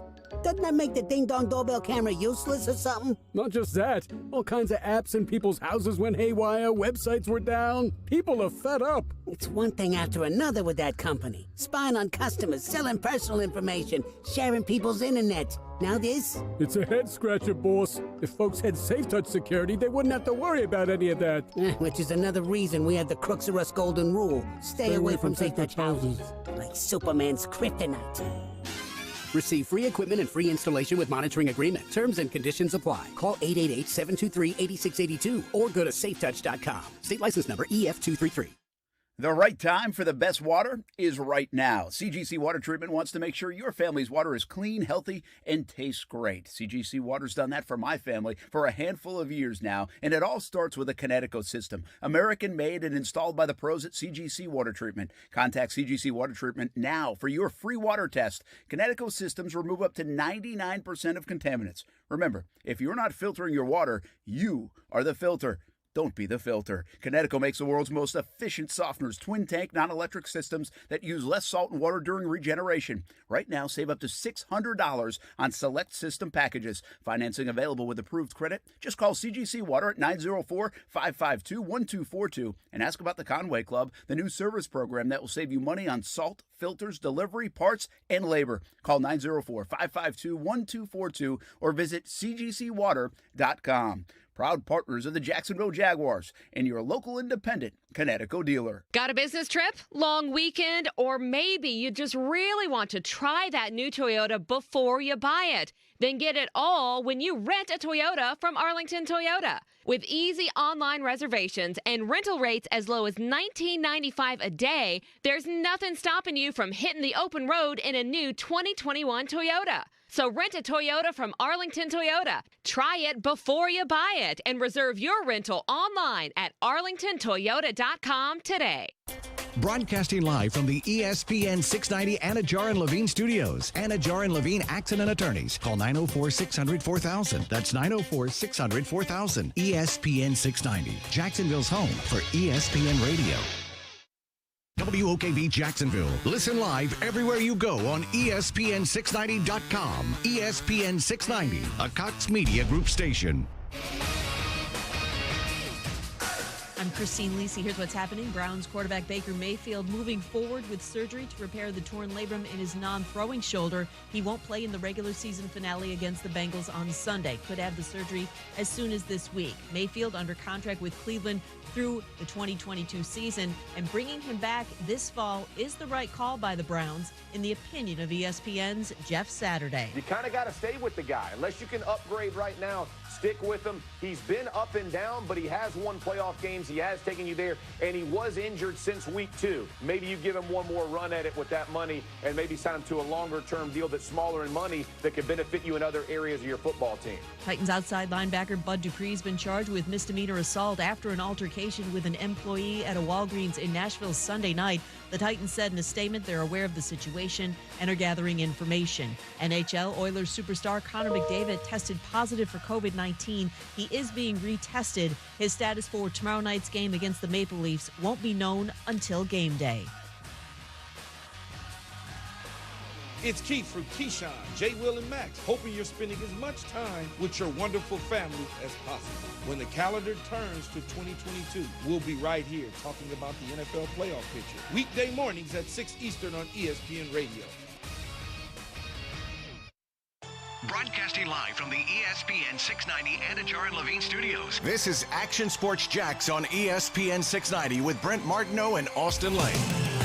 I'm just so thankful for the fans, my family, obviously, and the good Lord has blessed me in so many ways. We still got another game. I'll be excited and ready to go for that, but this is just an awesome place. All week, you've been saying you've got to focus. You let yourself feel it, but you got to focus. At what point did you just let it all sink in? Probably about now. Just the end of it, having the chance to go back out there, just, I don't know, I'm at a loss for words. I'm just so thankful for these fans and this place. There's no place like it. That has been Roethlisberger, of course. That was quite the scene yesterday in Pittsburgh, and I think I'm a sucker for those moments. You know, It felt Cal Ripken-esque a little bit. When you get the chance to have those moments, like, I think it's pretty cool. Like, we know Coach Krzyzewski, right, is leaving Duke. I think we'll get a little bit of that toward the end of the year. Yeah. We've seen it with other players, but I think it's kind of nice. I mean, Pittsburgh's a good place. You know, they're a good fan base, no doubt about it. They've seen a lot of great players. But how about the stat of Ben Roethlisberger? He's only started 2 games in his career when they were out of playoff contention. Yeah. 2 games in 18 years. Yeah. I mean, you talk about feast or famine, the haves or have-nots. I mean, we are in the famine and the have-nots place here in Jacksonville when it comes to those kind of stats. And Mike Tomlin's never had a losing season. It's unbelievable. In his career. Yeah. And listen, I think Mike Tomlin's a very good coach, but it also will show you that what the culture of an organization helps, right? I mean, and that's maybe the best example. I know Green Bay is a good organization. I know Patriots now are a great organization. But the Pittsburgh Steelers, they started off awful in their franchise's history for a while. And now they've had 3 coaches in, like, the last 50 years, whatever it is, right? I mean, 3 coaches in their lifetime in the NFL.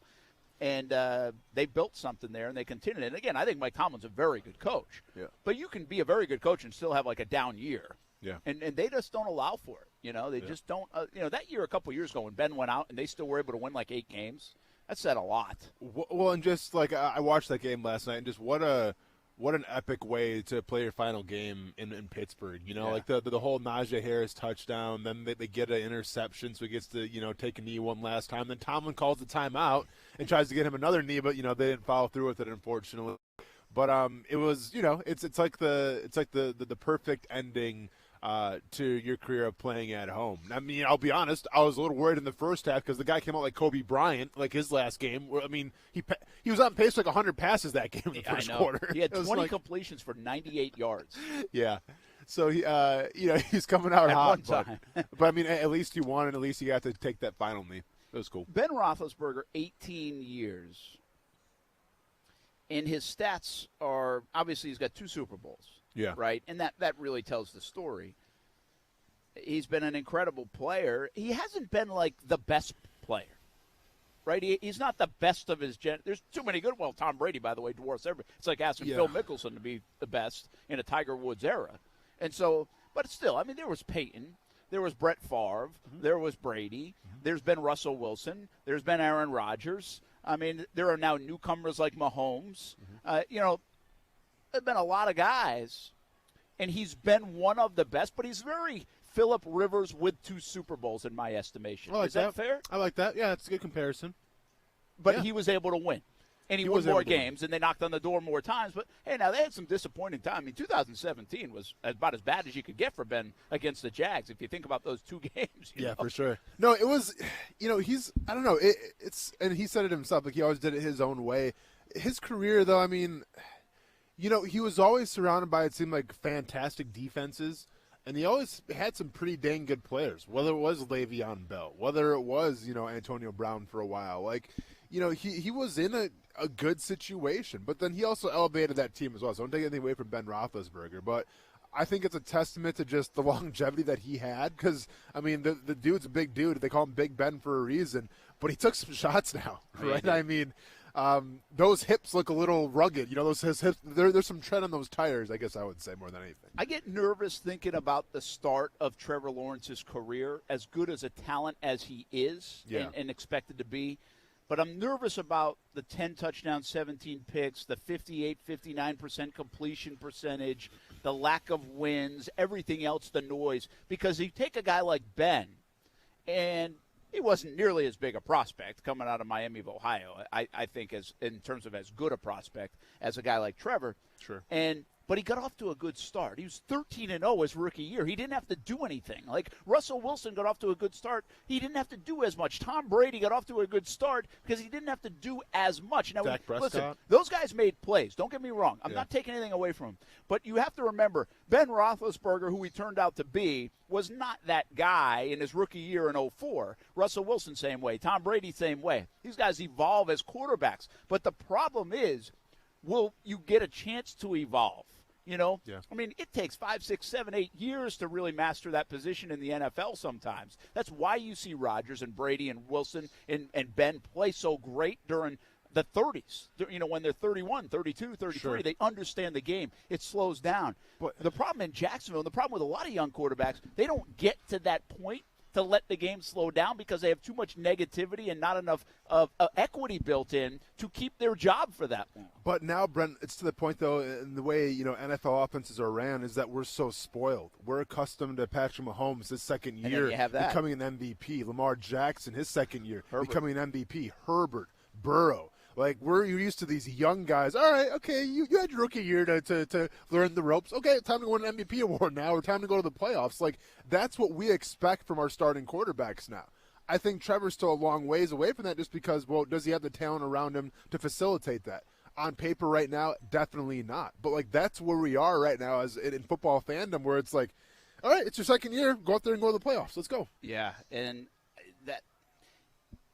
that's not it's not easy. It's not fair, maybe, that's the because way it doesn't all work. And, but then there are the examples of Peyton Manning, who really struggled. I mean, Andrew Luck won games, but, again, his numbers weren't like – he had some wow things, and he did a lot of good things, but it wasn't like Andrew Luck was better a couple years later is my point.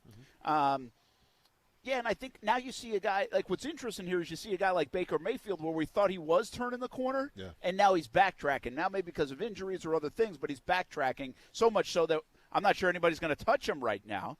You have a guy like Kyler Murray who was so electric and athletic, but then definitely took a step in year 2 and now year 3. Like where he is as a quarterback, you can tell he's totally different than what he was early on. So that gives you a little hope, even though it wasn't like Super Bowls and 13-2 records and all this stuff.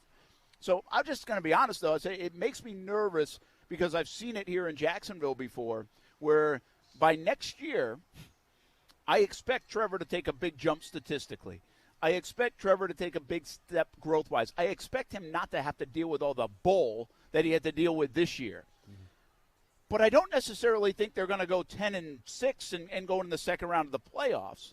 And so where's the noise going to be by next year because you started in such a bad place? Like, even if you got better, it's still not where everybody else is, like where Burrow is right now, right? So that makes me a little bit nervous because I want to get to a quarterback, especially one that has talent like this, and I want to get to year 5, 6, 7 with him because I want to see that growth. Because that's where the growth really manifests itself. If we can somehow get Trevor Lawrence enough success, enough around him to buy that time, build that equity, and get to that part where everything gets a little easier for him. You know, it's funny that we bring up Joe Burrow because I remember going on this long-winded TED Talk about how that Jaguars Bengals Thursday night game was so important because it's like that's what you're trying to be. Now at the time I didn't foresee the Bengals winning the division, but here we are now. But like I saw a second-year quarterback in Joe Burrow that had confidence. I saw a Zach Taylor guy that people wanted out of town turn things around, and now his players obviously like playing for him.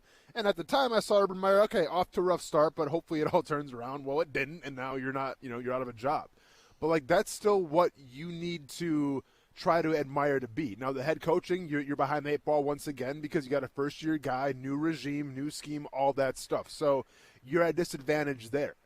But if you look at like what the Bengals did in the draft, if you look at what the Bengals did in free agency, that's a team that you can try to mirror around because they built around Joe Burrow. They put their faith in Joe Burrow and said, we'll give you everything that you need. We'll listen to you. We trust you. Can you pay us back with your performances? And if you watch the past couple weeks in the NFL, Joe Burrow's been doing that and then some. Yeah, and again, what happens when you put up those kind of numbers, the mistakes you make, like missing a receiver or throwing a bad pick, you get squashed. You're fine. You're fine. Yeah. But when you're not winning everything, I think that's the one thing that I would defend Trevor with. I've seen quarterbacks all around the league miss throws that Trevor missed this year. I've seen him make stupid mistakes. Like, what are they throwing? And some that I categorized like the other day. Trevor, what was that? That was a stupid mistake, right? And why didn't you make that read or this read, even as a young quarterback? Like, that's fair game. But I'm telling you, I saw other great quarterbacks around the league do the same. I brought up Aaron Rodgers a couple weeks ago when he missed Lazard in the end zone. Like, he was wide open, and he overthrew him. And so it happens. I just feel like in Jacksonville right now, there's so much on this guy, and we have so much expectation for him, and there's nothing else good happening that when he misses a guy and Tavon Austin's running the back of the end zone and he throws it wide to him, we're like, what the hell, man? Thought you were a generational guy. Well, I think other people do that, but we're not allowing him to have some of those misses. We're not giving him the rope. I just hope we get to a point, and again, this isn't making an excuse for Trevor. I don't know where he's going to be in 5, 6, 7 years. I'm just hoping he's good enough to buy himself some time. They get good enough around him, and he can build up some equity with the fan base and with management and with the league in terms of his rise as a player, so we can see that next level. Because I'm convinced of this.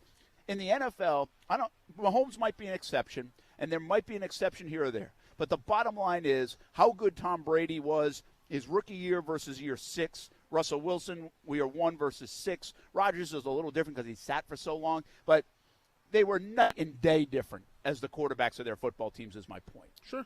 No, absolutely. But like I said, man, that time frame now has shortened. Like Burrow's shown you that. Yeah. Herbert's showing you that. Lamar Jackson shown you that. Kyler Murray has shown you that.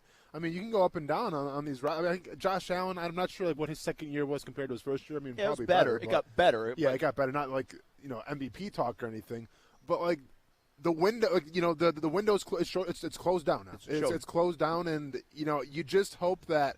Yeah, I think it'll take Trevor more than 2 years to get to that Joe Burrow status, get to that Justin Herbert status, because just the guys that he has around him. But you hope eventually he can get there. Yeah, and that's the point. Like you brought up you said it. Those guys, and nobody would deny this, they all have better stuff around them to work with.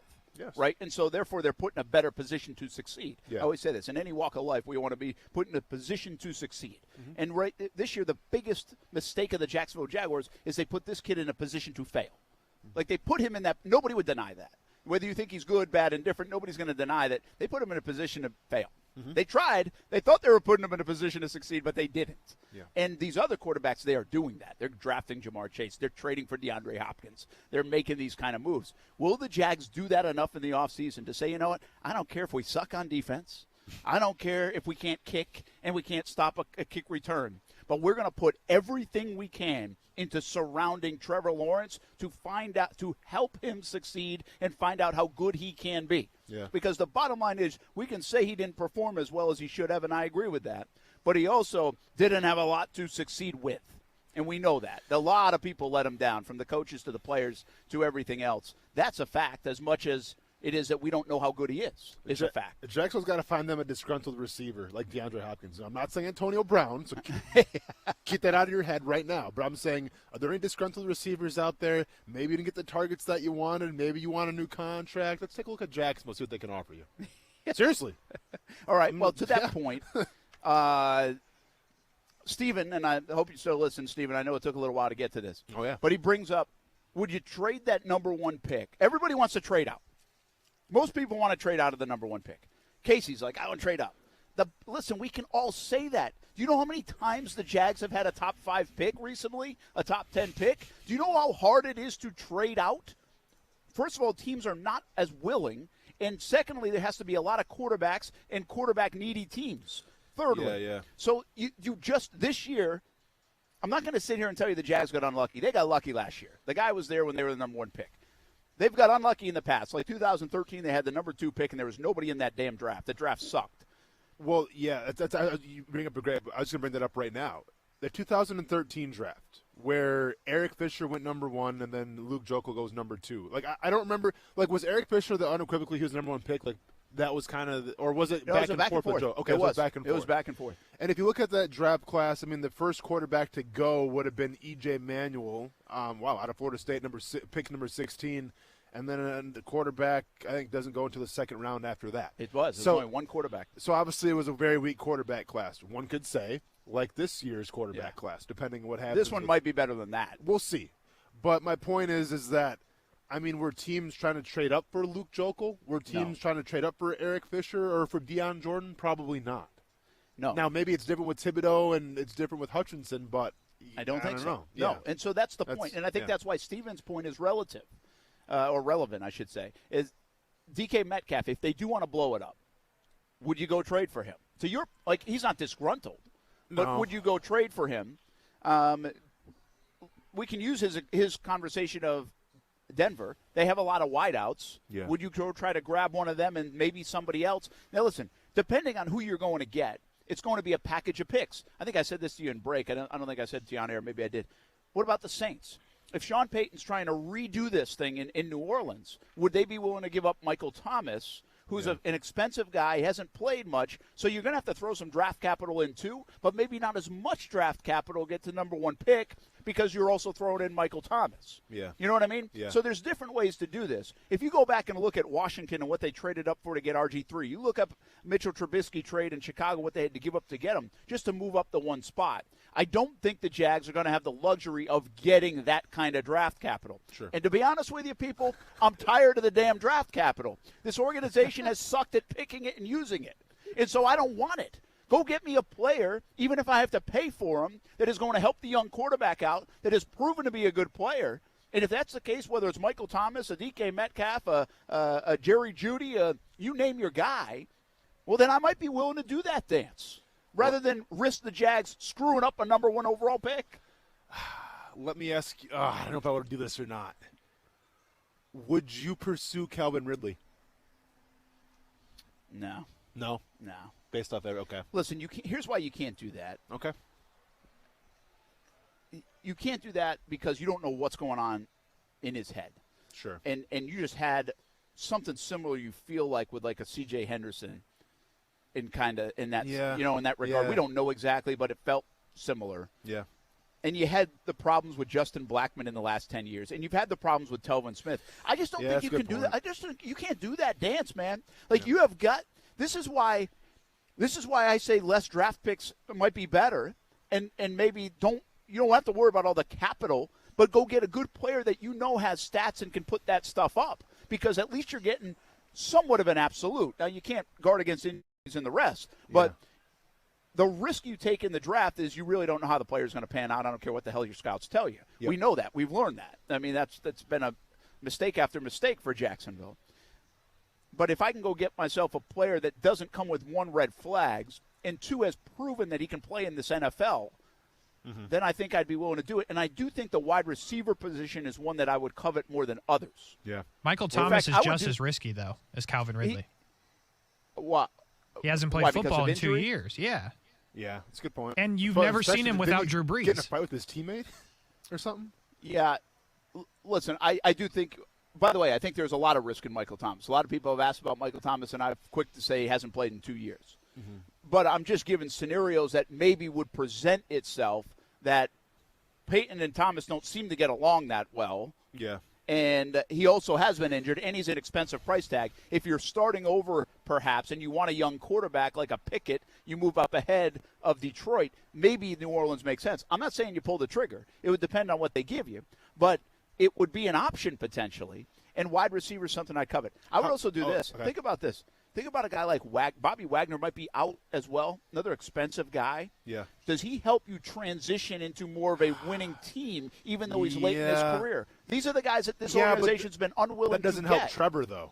No, I'm saying if you got Metcalf and a Wagner, who they're trying to unload because they're restarting. Yeah. Maybe you got both of them. I mean, the one guy I'd probably take a long, and it wouldn't just be for the first pick of the draft. You have to kind of swing this a little bit.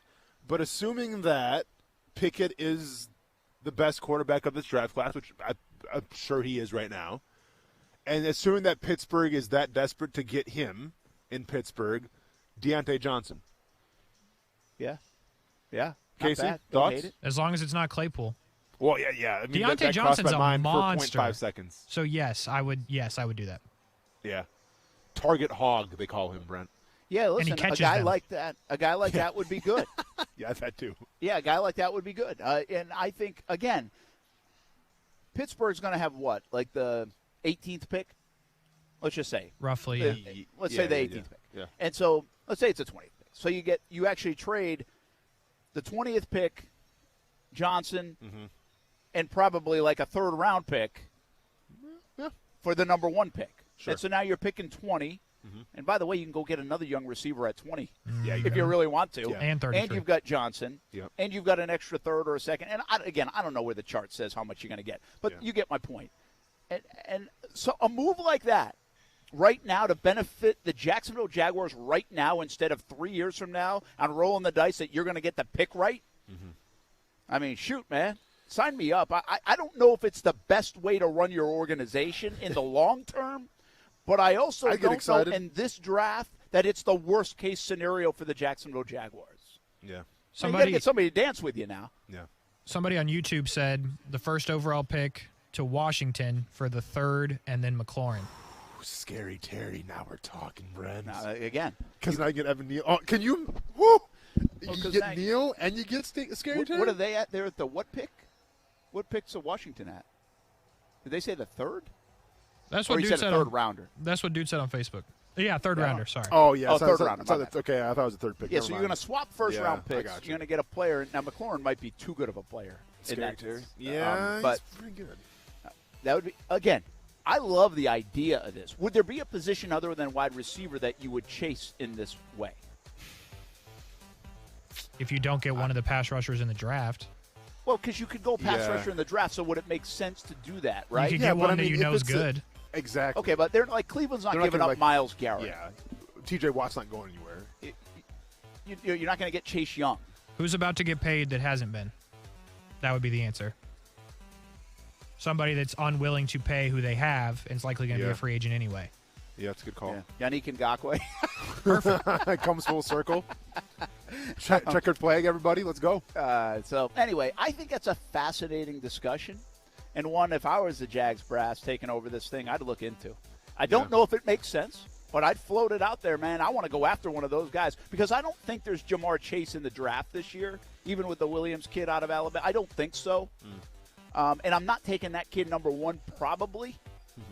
So I think there's plenty of value in 20 to 40 picks to go get another top-flight wide receiver and one that you can really hit on.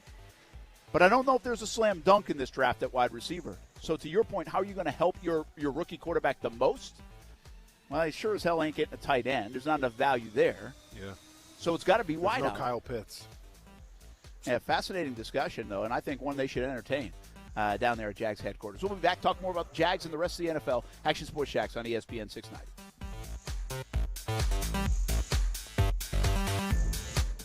Now, the First Alert forecast on ESPN 690.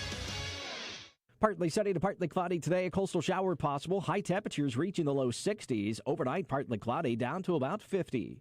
From the Action News Jax First Alert Weather Center, I'm meteorologist Garrett Biedenball. The Weather Center is brought to you by Beards Diamonds. Get the guaranteed lowest price at the only locally owned diamond store in the St. John's Town Center. Looking for a great career that can take you places? The Jacksonville Transportation Authority offers miles of opportunity, and the JTA is now hiring bus operators. We offer competitive pay and benefits with a starting wage of $16.43 per hour. We're offering hiring bonuses from $10,000 to $15,000. CDL training is available, and JTA will pay for relocation to Florida. And the Sunshine State has no income tax, so your paycheck goes further. Stop looking for a job. Get yourself a new career with the JTA. Voted best gift of the year for golfers by the ESPN 690 Golf Enthusiast Review Board. Want to make the golfer in your life love you even more? Order the 2022 ESPN Dream 18 card for just $69. Big discounts on golf all year. Golf courses are raising their rates with the recent boom. The Dream 18 card has even more value now. For less than dinner for two at your favorite upscale restaurant, you will receive tremendously discounted rounds at some of the area's best golf courses. Golf Club at Southampton, St. John's Golf and Country Club, Hidden Hills, Osprey Cove, the Yards added this year, Amelia River Golf Club, Eagle Landing, Fleming Island Golf Club, and Queens Harbor Yacht and Country Club. Plus, you'll receive a free smoothie from Smoothie King, a free hat from Dome Hats, a free shirt at Baker's Sports, and a discount on a purchase at Palm Beach Autographs. Play 2 rounds of golf, and the card pays for itself. $69, that's it. Some of the proceeds go to the Dream 18 charity as well. Buy the card at Action Sports Shacks, Dream18.com. Supplies are limited. Go to Action Sports Shacks, Dream18.com. Quitting nicotine isn't easy, which is why Tobacco Free Florida offers free tools and services like free 2-week starter kits of quit aids. We're also trying out music to help motivate smokers to quit. Not another cigarette would be late. Now there's someone living tobacco free. It's you. Wow. Okay. You know, maybe we'll just stick to the ways we know work. Visit tobaccofreeflorida.com or call 1-877-YOU-CAN-NOW for free nicotine patches. Hello, this is the Crooks R Us Tips line with an urgent announcement regarding Safe Touch security. As a crook, by now you surely know the Crooks R Us golden rule: stay away from Safe Touch houses. But we just received word that may not be enough now. Wait till you hear this. Credible reports have surfaced that Safe Touch security cameras captured one of our associates in the act of breaking into a house. Only the camera was from a neighbor's house across the street. That is so not fair. And what this means is it's not enough to stay away from Safe Touch houses. Now we gotta stay way away from Safe Touch houses. Boss, does that mean we gotta change the Crooks R Us golden rule? No, just remember the sentiment. Stay away from Safe Touch houses. Correct. Be safe, fellow crooks. Safe Touch is everywhere. Receive free equipment and free installation with monitoring agreement. Terms and conditions apply. Call 888-723-8682 or go to safetouch.com. State license number EF233. Liberty Mutual Insurance Company presents. And Doug. Don't you just love the smell of old books? Shh, this is a library. Sorry, ma'am. We're looking for a book titled Liberty Mutual Customizes Your Car Insurance so you only pay for what you need. I don't think we carry that, but check nonfiction. It really does devour literature. Please leave. Only pay for what you need. Liberty, liberty, liberty, liberty. Jackson Hewitt needs you to know 3 things about filing taxes this year. 1, there are thousands of dollars worth of new tax credits on the table. 2, you have to file for them to make sure you get the right amount. 3, a Jackson Hewitt Tax Pro will help track down every credit you deserve. Tax credits for being a parent, taking care of a parent, going to school, and so much more. You don't want to miss out on thousands. Jackson Hewitt knows that. Discover thousands in tax credits and get your biggest refund guaranteed. Learn more at jacksonhewitt.com. Voted Best Gift of the Year for golfers by the ESPN 690 Golf Enthusiast Review Board. Want to make the golfer in your life love you even more? Order the 2022 ESPN Dream 18 card for just $69. Big discounts on golf all year. Golf courses are raising their rates with the recent boom. The Dream 18 card has even more value now. For less than dinner for 2 at your favorite upscale restaurant, you will receive tremendously discounted rounds at some of the area's best golf courses.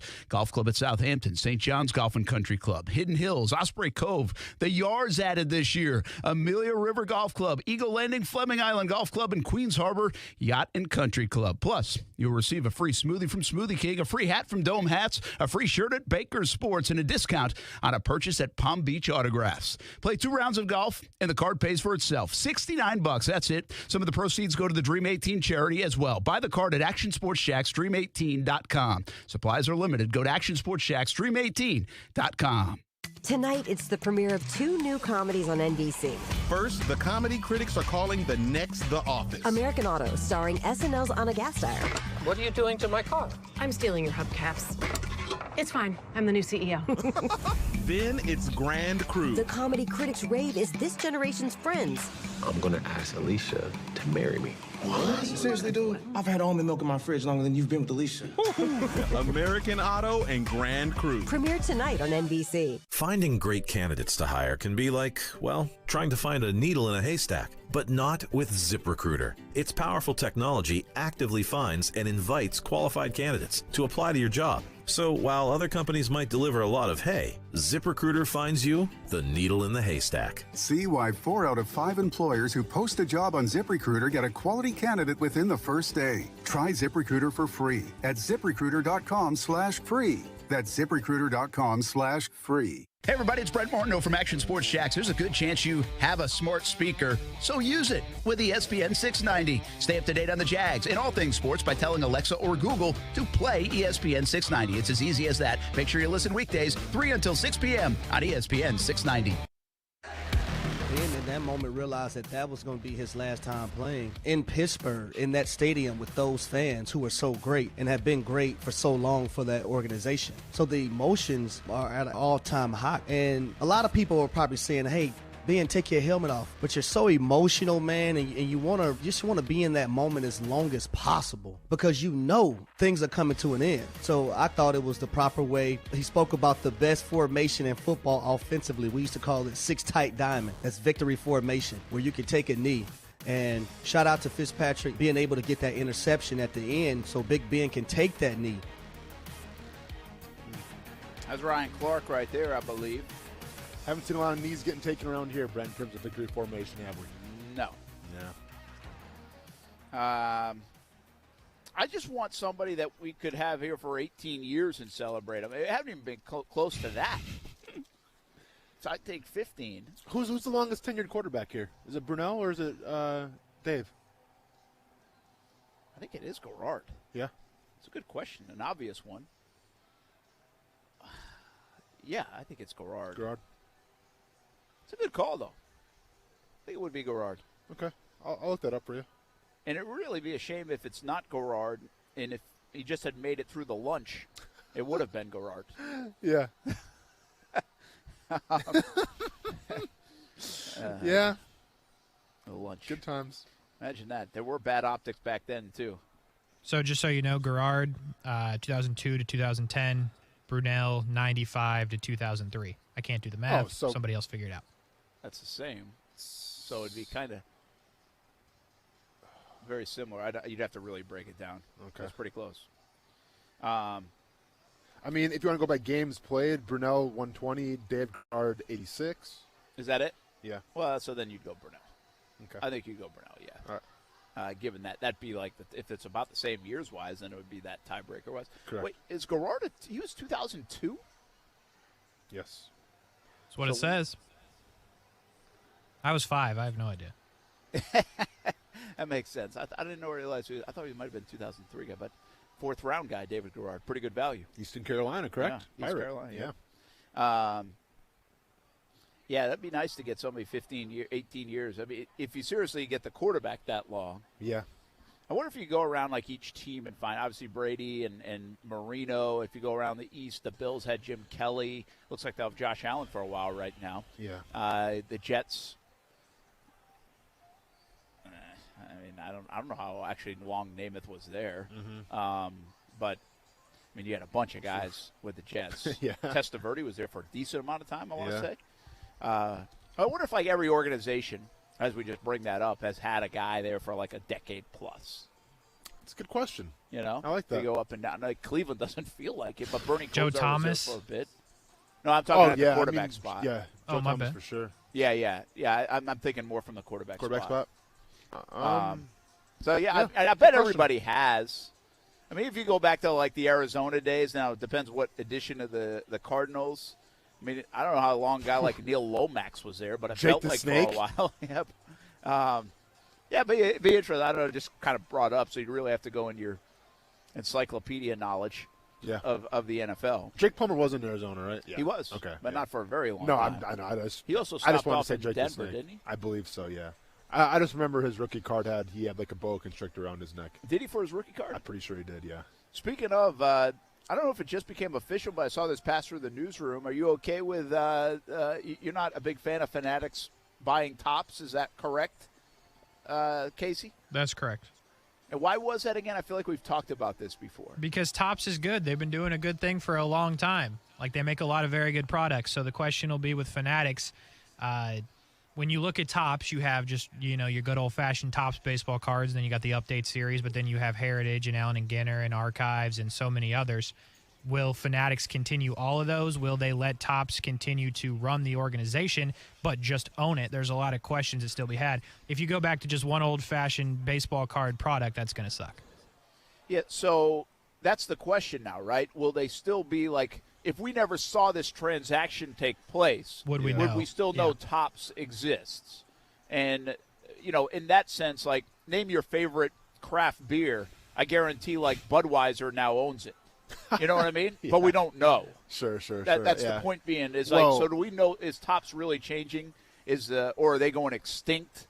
Casey, do you think Fanatics is going to get their paws on Topps and try to, like, make some NFTs or something like that and, like, turn baseball cards into NFTs now?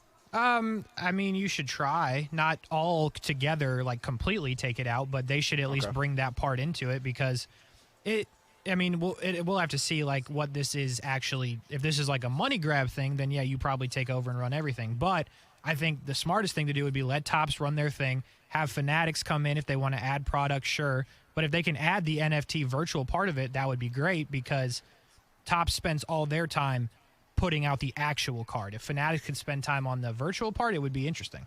Sure. Well, it'll be interesting to watch. You know that world a lot better than me, but I would just say if Topps is not a thing anymore, that's like a piece of the childhood that is left. That was like, to me, I thought Topps was the best. Like, I really collected a lot of baseball cards as a kid. Yeah. And shout out to Upper Deck. Shout out to Don Russ. Upper Deck came along. I wasn't a Donruss or Fleer guy. Oh, you were committed to one company? I was committed to more Topps. Give me a break. No, listen. I mean, I had some others. Yeah. Fleer, I remember, had like the NBA. Right. You remember they had the Michael Jordan rookie card. Okay. And that set, which my buddy had. But there's some good cards from that class, not just Michael Jordan. And Donruss, I can't remember a card I had of value with Donruss. I really can't. That I had. Now, Upper Deck became the cool, sleek, like, good-looking card. Yep. And, of course, had Ken Griffey Jr. It was in a staple. 1989. It was a staple which was for a like while. the card. Yes. And it was like, it was the one card I remember saying, man, I'm keeping this because I'm going to be rich someday because I have it. How'd that go? It's still worth like $80 or something. Yep. Nice. Do you know how much is a Ken Griffey Jr. rookie card? It depends. If it's the card I have in my head, more than $80. Is it? Is it the white border card? Yeah. Yeah, it's worth more than $80. I Like mean, if how it's in much good is it? shape, I mean, is it in good shape? Yeah, I mean, but you know how that goes. Like, it's probably in good shape, but not like mint shape. Yeah, you know, a couple hundred, you'd be okay. If it was in mint shape, what would it be worth? Couple thousand. Oh, thousands. Yeah. Nice. Really? Yeah, if it was For the perfect, yeah. Really? I didn't know it had increased that much. Let me go to eBay tonight. Yeah, you do what you got to do. Upper Deck, by the way, when I was a kid, they always had the, like, we used to joke that, like, the photos were better. Like, it wasn't a joke. They just were. Like, the Upper Deck photos were better. The Topps photos, like, Topps put out a card for, like, everybody. So it was like, hey, we took this photo. That's the one we're using. Upper Deck would, like, only do, like, half the league, let's just say, for example. And so they would have more time to, like, get the photos and make them better. So that was interesting. Shout out Fleer, though. Those are my people. 2006 Fleer. Did I ever tell you the story about one of the top 10 moments that made my mom the most mad at me over a football card? No. I was in like first or second grade, and I had a Sterling Sharp Upper Deck card. Yeah. And I remember hearing that if they were autographed, they're worth a lot more money. So I'm like, sweet, I'm learning cursive. I'm going to take a black permanent marker, and I'm going to take this Sterling Sharp card, and I'm going to spell, because I'm learning my S's, I'm going to spell out Sterling Sharp on the card. And I literally got to, like, the second S, that, you know, of like his last name, the S, and then all of a sudden my mom saw it and she went ballistic on me. But, I mean, it was a harmless mistake. Listen, I appreciate you tried to forge. Hey, I'm trying to hustle. You know what I'm saying? Name. Yeah. Didn't know it had to be his autograph. He comes down that Caddyshack tournament. We get him on again. We're telling Sterling that Sharp? story. Oh, we're telling the story for sure. Yeah. That's wild. That's awesome story. Oh, yeah. I just remember. I mean, you're in like first grade. I mean, that's not really forging. That's just innocently trying to be a good entrepreneur. And the moment sticks out to me because my mom, like I said, chewed me out like you wouldn't believe because she was on the phone, and then all of a sudden, phone gets put down, and just, what the heck are you doing? Hey, by the way, is that fact or fiction, Casey? Autographed card worth more than a regular card? It's kind of changing now a little bit. So the big thing now is rookies, you get them signed and then you encase them. So that's kind of the big move right now. It really depends, but if you have a solid rookie and it's in great shape, you might just want to roll with it. But if it's in decent shape, but you can get it signed and then cased, then that's probably the route you should go. Okay, so that is you changing. Kind of increase like a less minted card. Yeah, exactly. And then because it covers it. I mean, like literally, and your eyes go more to the autograph verse. So like when they grade the card, if it's not autographed, they grade the card specifically. But if it's autographed, they'll just put like an autograph grade as well as a card grade, so you can kind of hide the worst card grade in a sense. Yesterday we talked about Ash Bats versus Maple. Yes, the Ash Bats. I had a great comment on Twitter. Yeah. It was like, I love how Brent is trying to really enunciate Ash. The Ash. Bats. Bats. Which I was. I was really trying. I was all caution in the wind, man. Yeah. But today I ask you this, Casey. I would love a story. I'm going to have to Google this now, but I want to know somebody who is actually like a card grader. Okay. You know what I mean? Yeah, I do. Okay. Like there's got to be a whole industry full of people that give the grades, whether it's a mint or very good or Gem whatever mints. they do, right? Talk about the gem. Yeah, mint, there's multiple companies out there that do that now. PSA, Beckett. I just like so Beckett's still a thing. Oh, I remember the Beckett Remember the books. Beckett book? The Beckett books, Beckett man. was unbelievable. Wow, yeah. So Beckett's still around. I'm almost positive it has to be a different Beckett, but I don't know because they're an autograph authentication company, but they're into card grading now. But the main one is PSA. PSA? I've never heard of that. So all right, so I don't know if you knew this, Casey. Are you too young to know? Like Beckett used to put out a book where then you could look up your card and see how much it was worth? Oh, that same was company. my Bible for a couple It's years. definitely the same company then. I did not know Well, that. I know, but did you Did you ever have too that? young that you didn't have a book because you could just get it online or something, or what? I didn't have a book. I probably could have when I was really young, not in the 5-6 range. That would have been a thing, but by the age of 9, I could go online. I would take a highlighter and go through that bucket book every single month. Bucket book was. And you take a highlighter of all the ones you got. Yeah, because man. it didn't come out all the time, right? No. And so, let me ask you one more question. If I went and found Larry Bird, 1986 Fleer card, where would I go to find out now, what it's worth? You go to eBay and you'd click sold items. Oh, so eBay will tell you just as much as if you were to Yeah, go to I mean, you could go to Beckett.com PSA's website, and look at some of the recent sales, but I mean, eBay has an app. Okay. Interesting. Yeah. I guess that's a way to do it. I like it. That's where the market is. Yep. A lot of cards being sold on eBay still, nowhere else? No, I mean Craigslist or? No, people use Craigslist. I mean, people use everything. Well, Craigslist, maybe not. I don't know. But I'm actually surprised I've seen it. Somebody hasn't come up with an app specifically for card trading. Well, people use StockX now, and Facebook Marketplace is a thing, but eBay, Amazon, stuff like that. What year did you say on the Larry Bird, by the way? I was just kidding. I was 86. I was saying. Well, the 81 Larry Bird rookie PSA 8 just sold for $228 today. $228? Yes. That's it? That's it. PSA 8, though. 8 sounds good, but at the same time, it's really not. Oh, so that's not a great shaped card? I mean, it's better than most, but you're shooting for 10, but realistically 9 is what you want. I see. But yeah, so that's it's like Ty's perfect game grade. Hey, Brett, I just remembered too. You want me to blow your mind real quick? Yeah. So the Beckett sports card books, right? Yeah. They were made by a company called Krause Publications. If you Google Krause Publications, Iola, Wisconsin was the headquarters of Beckett Memorabilia. My mom worked there when I was in grade school. Really? So I had all the hookups to all the Beckett books. Yeah. So I mean, in my grandma's house, there's tons and tons of Beckett books that we That's get. terrific. Yeah, man. Small world story. Small world story. Yep. That is great. One last question, then we'll take a break after this card trading talk here from Top Golf. I don't even know how we got on this, but Casey, is Donruss still around? Yes. Yeah. So Donruss Fleer is still around. Fleer, that's questionable. I'm not 100% on Fleer. How about Upper Deck? Upper Deck lost the rights to baseball, so it's the same thing with Panini in baseball. They put out Panini cards, is the game. Yeah. but they don't have the logos of the teams. I see. So Panini's kind of the new kid on the block, but Panini really has good, right? Yeah, Panini has the rights to basketball and football and soccer, so that stuff is really good. There are soccer cards? I mean, there are soccer cards, and they're very valuable. Panini, huh? You got to remember, soccer's sounds like a sandwich to me. I'm all good. Soccer's the biggest sport in the world. You got to keep that in mind. I don't like that name. I can tell you this. I don't like that name. do not own and never have owned a soccer card. I didn't know they made those, honestly. I mean, I'm sure, on a global scale, yeah. I'm sure do they have golf cards? Can I get a Tiger Woods rookie card? So yes, you can, and it's very expensive. But they're making a comeback, actually. Golf who else are you gonna have? You're gonna have Tiger Woods and who else? Phil. Yeah. You see, give me a break. I actually look in the mirror now. Casey gave me those shades, and I feel like I look like Phil. I want to start chewing some CBD gum. Just trying to help. I'm gonna say star 690. If you collect golf cards, call and I can make fun of you, please. Come on now. Let's keep it within reason. But if you collect wrestling figurines, don't worry, we won't make fun. Hey, I got plenty of those they now. They do have wrestling cards, by the way, and UFC. Oh, that's right. There's you. Yeah, you have a card? It's just not yet. Hey, if you get the opportunity, Austin, don't sign the deal. I'm telling you. Sell yourself, make your own money. It's not that good.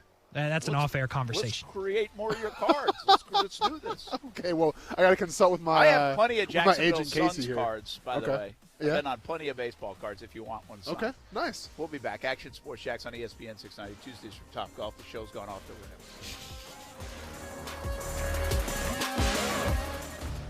Mike Greenberg is Greeny. Did anyone watch football last year and think, you know what, I think there's just too much taunting going on? These guys seem to be too excited when they make big plays, and every now and again, it seems to be in the face of their opponent. This does not have any impact on the competition of the game until you choose to make it so. And what I'm suggesting is don't choose that. Don't choose that. Greeny with Mike Greenberg, weekday mornings at 10 Eastern on ESPN Radio, and watch exclusively on ESPN Plus. Well, the holidays are behind us, and that means nothing but open road ahead. So make every mile this new year the best it can be in a new Toyota from Arlington Toyota. Camry, Corolla, RAV4, Tundra, Tacoma. Arlington Toyota's got 300 new Toyotas available and ready for wherever you want to go in 2022. Plus, every new car purchase from Arlington Toyota comes with a lifetime warranty and Arlington's 30-day exchange program. Where will your new Toyota take you in 2022? Find out and shop ArlingtonToyota.com today. Hey, boss. Did you hear the latest about the ding-dong doorbell cameras? Whoa. First of all, let me just say that as a crook, I'm a big fan of the ding-dong doorbell cameras. Me too. It means no safe touch security. Exactly. So what happened with our old buddies at Triple D? So the ding-dong doorbell cameras rely on the internet, right? Well, the parent company just had their third outage in a month. Doesn't that make the ding-dong doorbell camera useless or something? Not just that. All kinds of apps in people's houses went haywire, websites were down. People are fed up. It's one thing after another with that company. Spying on customers, selling personal information, sharing people's internet. Now this? It's a head-scratcher, boss. If folks had safe-touch security, they wouldn't have to worry about any of that. Which is another reason we have the Crooks R Us golden rule. Stay away from safe-touch houses. Like Superman's kryptonite. Receive free equipment and free installation with monitoring agreement. Terms and conditions apply. Call 888-723-8682 or go to safetouch.com. State license number EF233. The right time for the best water is right now. CGC Water Treatment wants to make sure your family's water is clean, healthy, and tastes great. CGC Water's done that for my family for a handful of years now, and it all starts with a Connecticut system. American-made and installed by the pros at CGC Water Treatment. Contact CGC Water Treatment now for your free water test. Connecticut systems remove up to 99% of contaminants. Remember, if you're not filtering your water, you are the filter.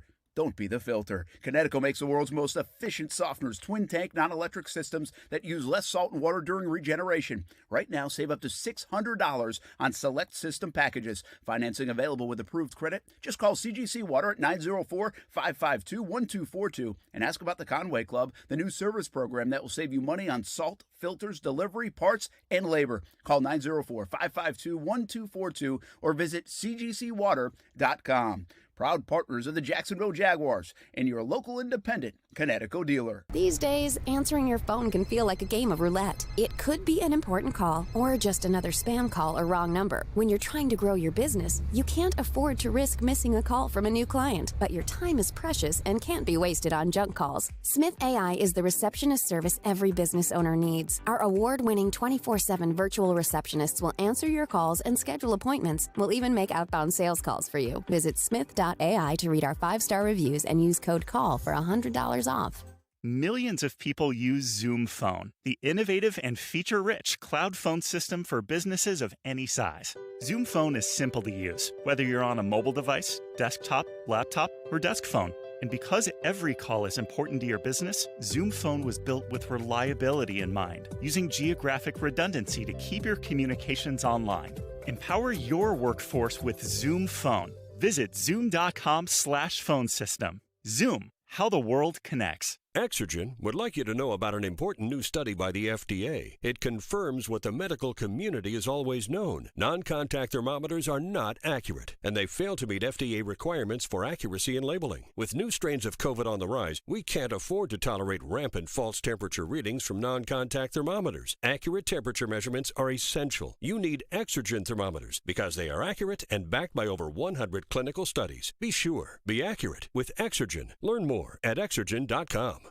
More than 6 million Americans are living with Alzheimer's, with more than 11 million family members and friends serving as caregivers. The toll of the disease is monumental, and no one should face Alzheimer's or dementia by themselves. Free help is available 24/7. For resources and support, visit the Alzheimer's Association at alz.org or call the helpline at 800-272-3900. You are not alone. The NFL is on.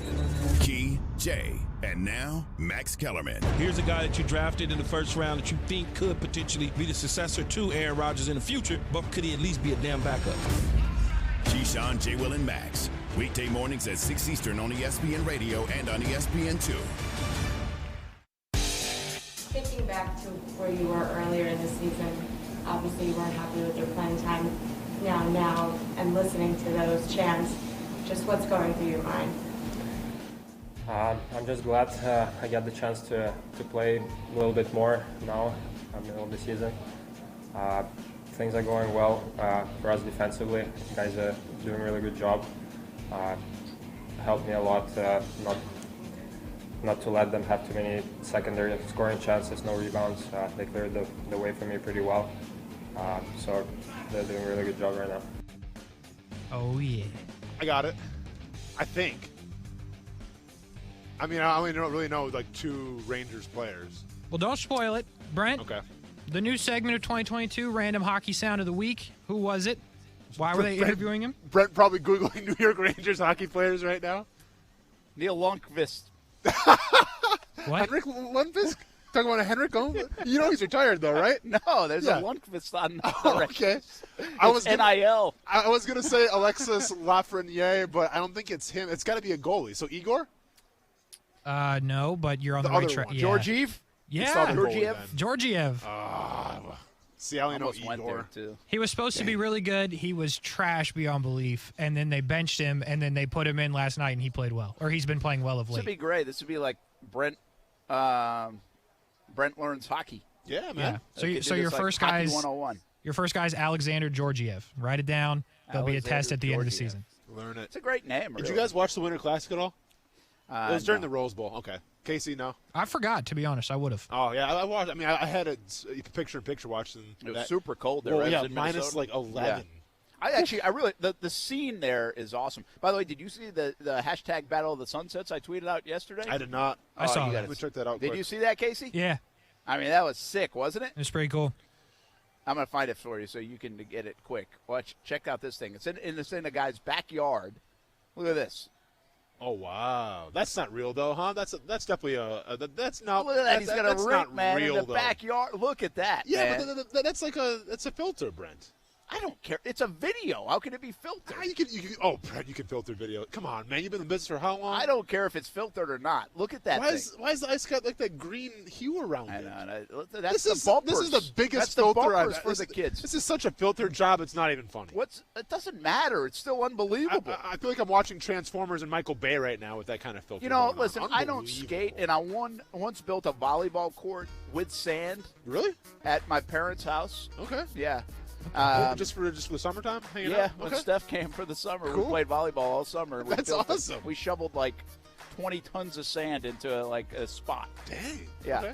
And they had this patch of grass, and we moved, and then it got like never used again. I think my parents are still mad at me for it. Yeah. But it would be really cool, even though I don't skate, to have like Yeah. a hockey, like to have a rink in your backyard. One of my friends I grew up playing hockey with has that in his They do? backyard. Yeah, because his kids play. Yeah, that's pretty good. Yeah. You know, basketball courts, people have them. I Tennis mean, courts, some people, if you really got I don't money, know, like probably what have it. but like as far as the cost of that, it can't be. I mean, water. You're on to something. You know, water. You're I mean, on to something. I mean, you can't do it here, but I'm saying up north in Wisconsin, water. You bring up a valuable. That's those pretty tater good. tots? I mean, how expensive is water? Yeah, Casey, They we've are got some tater tots. Yeah, I was hungry. We'll be back. Action Sports Jacks on ESPN 690. Apparently, Josh Scopey's going to join us. We haven't talked to him in a while. Can't wait, man. We'll do it. Football at 5. Tuesdays from Top Golf. Scopey joins us next on ESPN 690.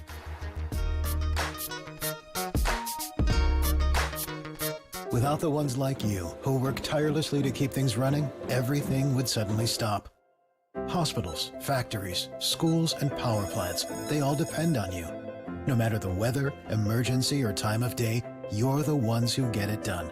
At Grainger, we're here for you 24/7, with supplies and solutions for every industry, and access to product specialists ready to help. Call, clickgrainger.com, or just stop by. Grainger, for the ones who get it done. Tobacco-Free Florida has many free ways to help you quit nicotine.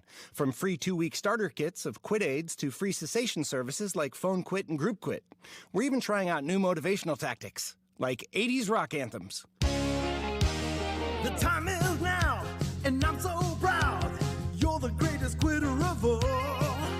Tobacco-free, won't you believe? You're right there where you wanted to be. You're staying strong, you're standing tall. You're a quitter on a mission to be. You're the greatest quitter. He's tobacco's greatest quitter.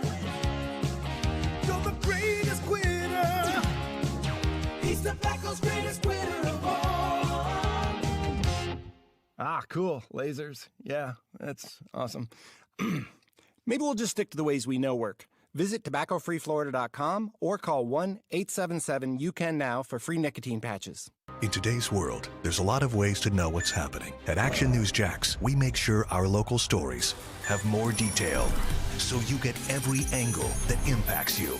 We dig for answers because you deserve the whole story. Taking time to provide context so you're clear on what's really going on. Because we know information is thrown at you 24/7. And we want you to know that Action News Jax is local coverage you can count on. This message is sponsored by the Florida A&M University Medical Marijuana Education and Research Initiative, the Florida Association of Broadcasters, and this radio station. Pro or against? That seems to be the only thing that matters these days in the marijuana discussion. But what about the facts? At Mary, we've taken it upon ourselves to lay it all out there in our podcast. Just pure, unbiased education about medical marijuana and unlawful use of cannabis. Find it at mary.famu.edu. That's mmeri.famu.edu. The COVID-19 vaccine, there's so much news about it, but what's true and what's not? Before you pass on its protection, get all the facts. Elder Source can help with a free workshop given at your church or organization.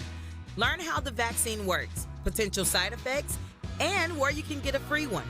Encourage your church or organization's leadership to book a free workshop by visiting myeldersource.org/COVID. Call me, Mark Anajar, at the law offices of Anajar and Levine at 904-600-4000. That's 904-600-4000 for a free consultation and take back control of your life. Office in Jacksonville. Broadcasting live from the ESPN 690 Anajar and Levine studios. Anajar and Levine Accident Attorneys. Call 904-600-4000. That's 904-600-4000. ESPN 690, Jacksonville's home for ESPN Radio.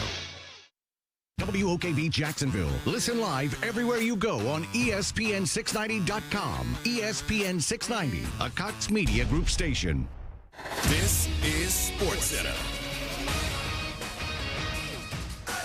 I'm Christine Lisi. At this hour, Browns quarterback Baker Mayfield will miss the regular season finale Sunday versus the Bengals, so he can move forward with surgery to repair the torn labrum in his left shoulder. Surgery could happen as soon as this week. Mayfield under contract with Cleveland through the 2022 season.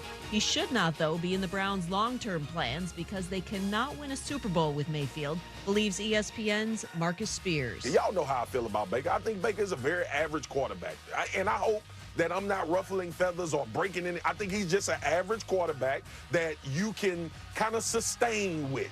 Not somebody that's going to really push you over the top. He'll have his moments, but we in year 5 and we still don't know if he's the quarterback for the Cleveland Browns. That should tell you what you need to know. ESPN's Adam Schefter reporting that for a second straight day, receiver Antonio Brown did not show up on the NFL transaction wire, meaning the Buccaneers still hold his rights.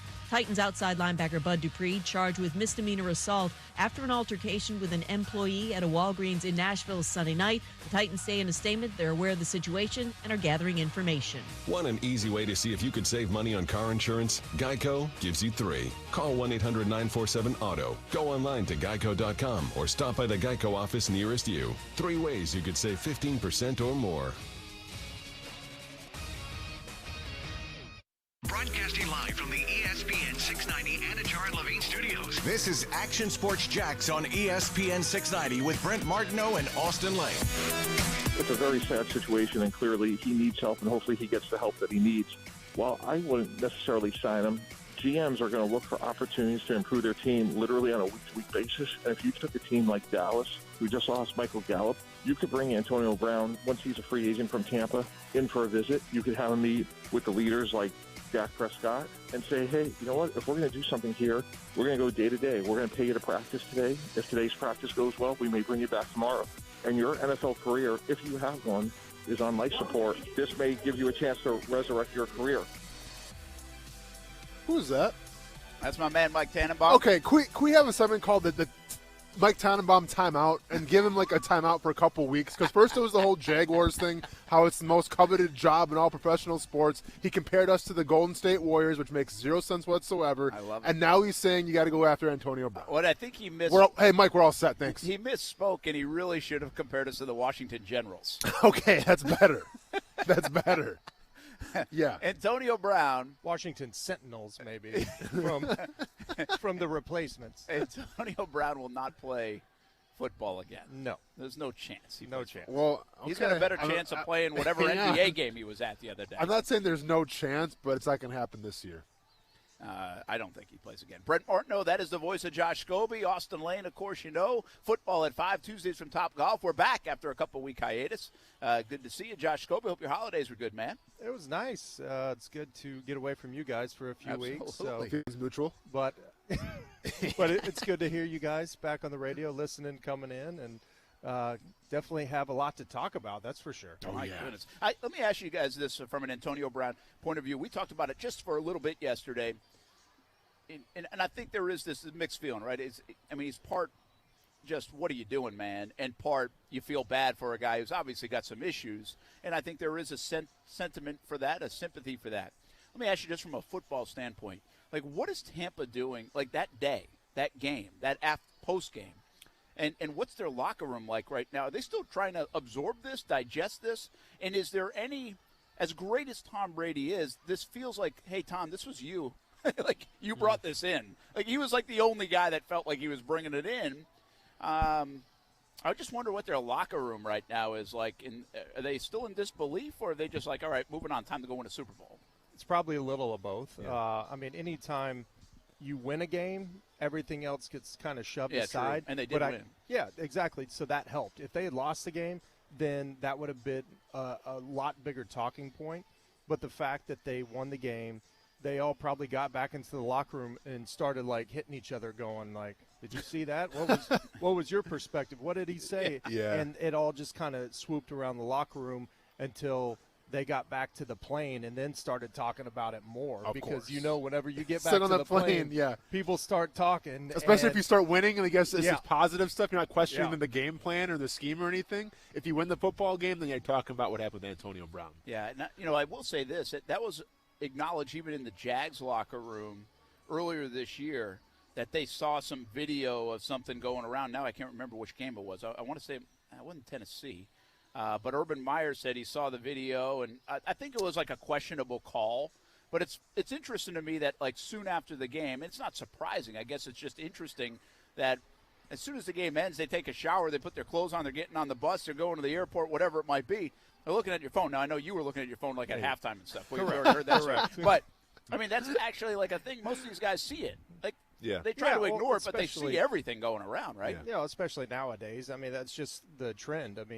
Once you decompress after a game, the first thing you do is pick up your phone to either call someone who's your wife, girlfriend, whatever, or get on social media, and then that's going to be the first thing you see. So I guarantee the first thing all those Bucs players were seeing was Antonio Brown doing everything that he was doing from fans' perspective, from the media's perspective, and it was the worst look that I've seen in a long time from a professional football player. Yeah, it really was a bad look. It's interesting I brought up the video. Even Aaron Rodgers said last night on the Manning cast, he brought up the idea of the memes. Like, he looks at all the stuff. Like, you can tell. It's possible not to see all that stuff, Brent, on social media. He filters it out.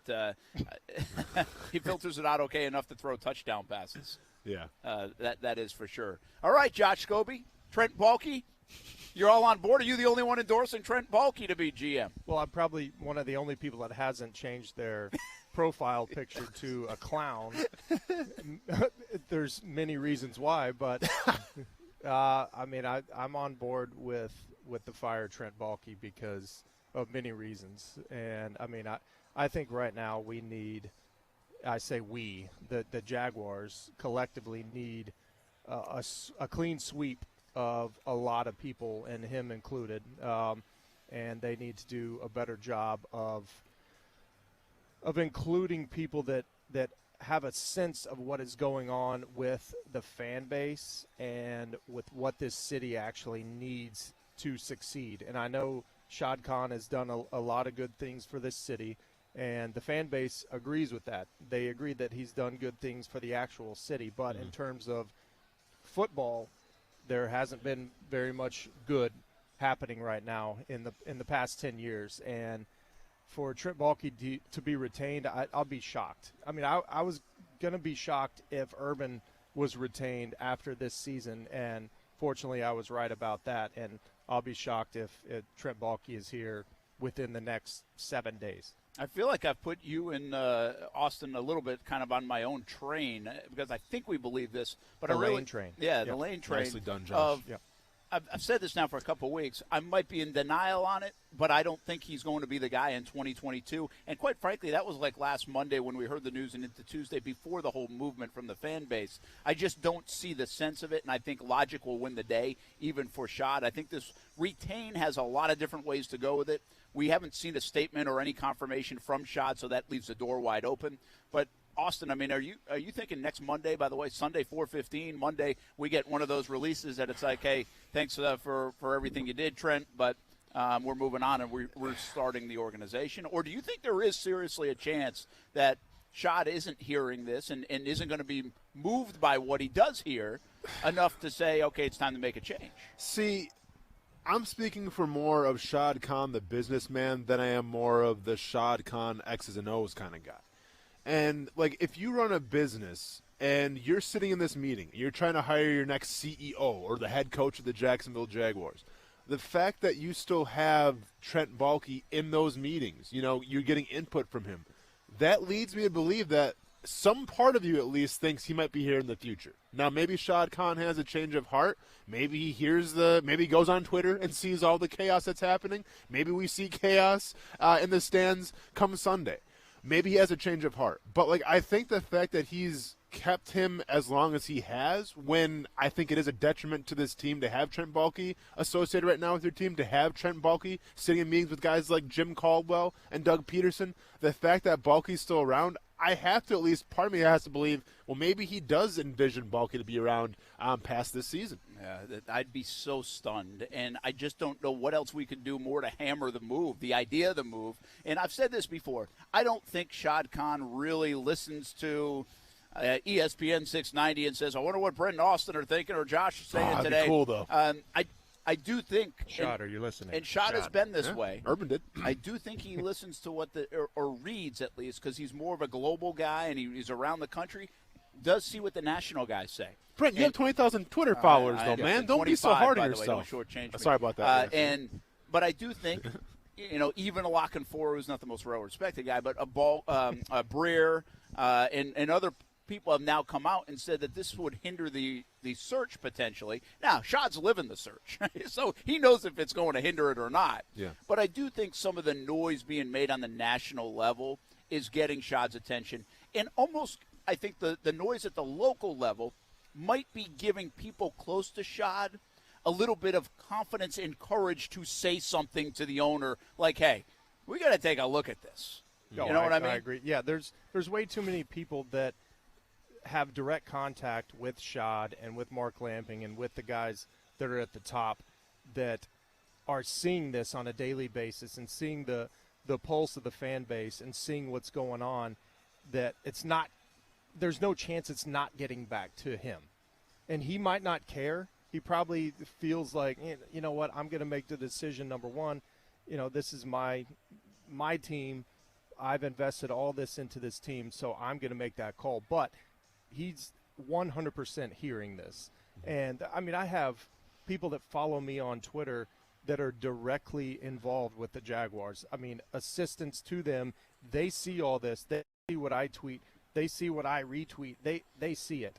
So I guarantee it's gotten back to them, and I'm not the only person they're seeing that from. Yeah, and I think, listen, I knew within 24 hours, I told people last week, they saw the movement going on. Oh, yeah. They knew what was – they understand it. They see it. They're not blind to that. And they also see the rest of us absolutely hammering the franchise right now. Even people like, you know who, that are usually very positive Dark and have side nowhere way to go. Welcome. Like, And I don't know if I don't think they value that or they're going to change a decision based off what I'm saying. But I'm just saying they hear the noise. They see the noise.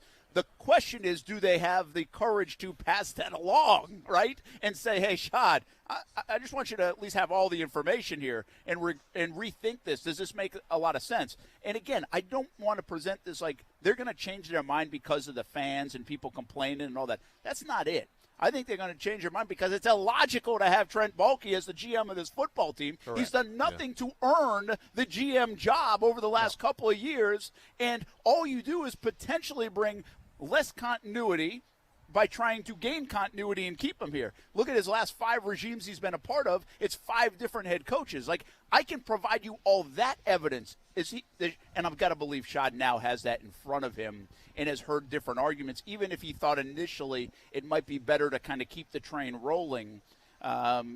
We all think that's a bad idea. He might have thought that was a good idea. I can't imagine 7 days later he still thinks that's a good idea. No chance.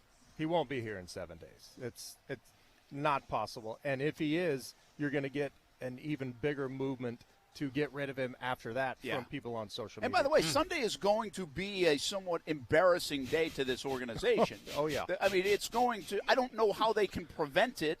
I have been very careful, by the way. Listen, the fans have every right to do what they want to do. I understand what the fans are doing. I understand the fans are passionate, man. I said this last week that the fans, I think the Jags, some people in the organization should be happy the fans are this loud and care this much, even though it's been so bad. But this will be an embarrassment. I mean, it's already starting to go national, right? The movement on social media. What are people going to wear to the game? How do you prevent that? I don't think you can. And listen, it's going to be it's a weird spot to be in for a lot. I just told Austin, I said it's a weird thing to cover, right? Because, I mean, it's a fan movement, but it's just a hard thing to cover. I think you people have asked us, like, hey, when are you going to change this? When are you going to wear this? I'm not doing that. Like, that's not there's a difference, right? Now, my kids might. Sure. They have season tickets. Yeah. Well, hey, you do whatever you want to do. But I'm not. So, but it's going to, bottom line is, from a perception standpoint, the shot that's going to go around the NFL and all the shows and everywhere on Sunday and Monday, it's going to be an embarrassing day for the organization, for anybody who cares about the organization, been a part of the organization, because it's going to be interpreted probably even a different way than even the fans are trying to mean it. Listen, you know what I mean? Yeah, I don't know how much of the clown movement was addressed when I was gone last week. Not too much. It was mentioned. But I will say this, though, about the entire movement. When I go back home into Wisconsin, I have to hear about the Green Bay Packers nonstop. It's just the way that it is. And, I was hoping this year, and I envisioned it in my mind, when you got Trevor Lawrence, you may not win a lot of games. At least I can go back home to Wisconsin and say, well, at least we got Trevor Lawrence now. What's Aaron Rodgers going to do for you? I could have had that verbal sparring match. Well, I didn't have that. I can't say look at Trevor Lawrence because, well, the numbers dictate that, and they're not watching every single Jaguars game, so they don't understand. But I can't say, well, if you turn on the TV, you're going to see some good throws from him. If you listen to Dan Orlovsky, he's going to tell you why Trevor's going to – they don't care, right? All they go off is by numbers. So I have nothing literally to show is say, hey, it's okay to be a Jaguars fan. It's okay to cover the team. All I had was clowns. And I literally – I showed them a tweet. I'm like, look at my tweet and look at my likes right now. Notice something different? They're like, yeah, everything is a clown. I'm like, yes, because this fan base, then pretty much the entire fan base changed their Twitter avatars to clowns. And, that's where we are right now. That's all I had to go off of. That was the pride of the franchise. I couldn't say, well, we might get Jim Caldwell, we might get Doug Peterson. No, I don't know what we're going to do. I can't say, well, new GM. No, because we got Trent Baalke. I couldn't say, well, Urban Meyer did. No, because Urban Meyer was a clown show, okay? So, I literally had nothing to go back home to try to get in a sparring match with Packer fans and say, well, at least we got this going for us. All I had was clowns. And you know what? They were impressed by it. So that's all I had to go off of. Yeah, listen, it's an impressive movement. Again, there are a lot of people that care about this organization. What I wonder, as former players, is Sunday going to be kind of like, hey, you appreciate the fan base and what they're after, and you're just as frustrated as everybody else in the city. But it almost does it come across as looking bad on the organization? Do you think it will be painted in a bad way? Every national guy can't wait to hammer the Jags anyway. For the most part, it's easy pickings sometimes. And sometimes. So I think So I mean I don't know. I'm kind of curious what Sunday Monday will bring. But I do think it will bring fire Trent Baalke eventually. I think that's what's going to manifest itself. But there might be some other storylines that come out, I guess is my point. I think it's going to be astronomical in terms of the national headlines, because I remember back to like the Cleveland Browns when I was getting ready to get drafted, and like the Cleveland Browns are that one team when they're on the clock, you're like, I hope I don't go here. I hope I don't go here. Honestly, you said that. I said that. Yeah. Like they're on the clock. I'm like, ugh. And by the way, you're a 5th-round guy that's just hoping to get drafted. You're hoping to get drafted, not to Cleveland though. At the time, that's that how I felt. tells me a lot, though. But but I remember seeing videos of their fans wearing like the trash the bags on their head or whatever, right? I'm like, that got national attention. That found its way to Murray, Kentucky, where I played, for college football. It found its way to Wisconsin, where I grew up. Like I knew the Cleveland Browns they were an organization you probably didn't want to go to at that time. I feel like this is going to be amplified even worse than wearing, paper bags over your head. I feel like it's going to be amplified because everyone's going to be doing it. So, in terms of the national media, it's not going to be the best look for the franchise. No, and that's the thing about, being a former player is that we find it embarrassing. And it doesn't matter when you played for the team and how you played as an individual or how your team did while you were playing, it's still going to be embarrassing. And we want the franchise to do better. We're hoping for better things to happen in the future, and that's why there's kind of a movement right now going on social media, and Jimmy Smith kind of started it was trying to get former players more involved and trying to reach out to the organization and get former players, not necessarily as assistant coaches by any means, but maybe consultants to the coaches or to the GM or to the ownership, to get a beat of this fan base and to try and get some type of culture where we're respected and not the kind of the laughing stock of the league. And that's what we are right now, is the laughing stock, and we have to somehow find a way to get out of that. Yeah, and listen, I brought up an article last week when Austin was off, but if you go back and read the Buffalo News 2017, it was an interview with the Pagulas, and they were just hiring McDermott and how they were picking they had a lot of stuff going on. It wasn't all great. This was before Josh Allen. They were trying to turn the organization, and they were viewed by there was a Boston Globe or somebody said it's a clown show there. And it's very interesting tie. I thought the article in general, never mind just that one bit, but people sometimes view organizations like whether it's the New York Knicks, who haven't done well for a while or whatever, and they'll throw that phrase out there, right? And so, again, the perception around the country is not good of the Jags anyway. But this might be on steroids on Sunday. And you brought up a good point. You guys are both former players. And I've seen the Jimmy Smith stuff. And listen, there are a lot of people on my timeline that say, "Hey, bring all the former players back and let them run the show." Yeah, it's not happening, okay? That's not going to work either. But should former players have a voice? Should there be a coalition? Should there be? You're part of this NFL alumni here in Jacksonville. Yeah. I don't know what your role is now in it, but I know you've been heavily involved president. in the vice really? president. There you go. You're a VP. Okay. You're a VP. Okay. Okay, Camilla Harris. I see you. They wouldn't let a kicker be a VP. I see you. I see you, Mr. Harris. Who is the president? Brian Barker. All right, Brian Barker. Former punter. That's Sorry. right. Oh, yeah. okay. Yeah, there you go. So, I mean, seriously, do you think you could – here's where I think there's value in that. Here's where I think there's value in the former player. I think what you just kind of said. There is passion to get this right. There is pride in Jacksonville for people who live here, who have been a part of it, who have been a part of the organization. Former players, former coaches, fans, of course. I think people even who work and cover the team. I mean, there's kind of – we're all tired of it. Yeah, right? Absolutely. And I do think people – I said this a couple weeks ago when we were on the Kismet with Shad Khan. There wasn't one person that would walk off that meeting with Shad Khan and say he doesn't want to win. But he obviously hasn't been able to get it right. And so from an input standpoint, is there value of what players want, what players need, what they look for in coaches, what they look for in an organization? And so could there be some value in guys like you talking with the higher-ups? And has that ever happened before? Have you ever Well, I mean, Josh, were you there in the Kismet? Did you get invited to that, too? I did not. Oh, okay, no. good. Then I feel better. Anyways, please continue. I have been on it a couple times. So Don't tell me that. All right. Anyways, I think Brent asked you a question, so let's go ahead and answer it. Hey. Only going to make me more upset. I mean, guys got most points in team history. I mean, what the hell? I got it. I got it. But, I mean, you're right, Brent, in terms of, the value and actual, what former players could bring to the table. It's coming in, it's speaking to players at whatever position you played. Like if Austin came in and spoke to the defensive line. Stopping the run. Little things like that. Like if I came in, worked with the kickers and punters and snappers, Jimmy Smith comes in, speaks to the receivers. It doesn't have to be during training camp at like a random team meeting with those. I always hated those motivational meetings or whatever.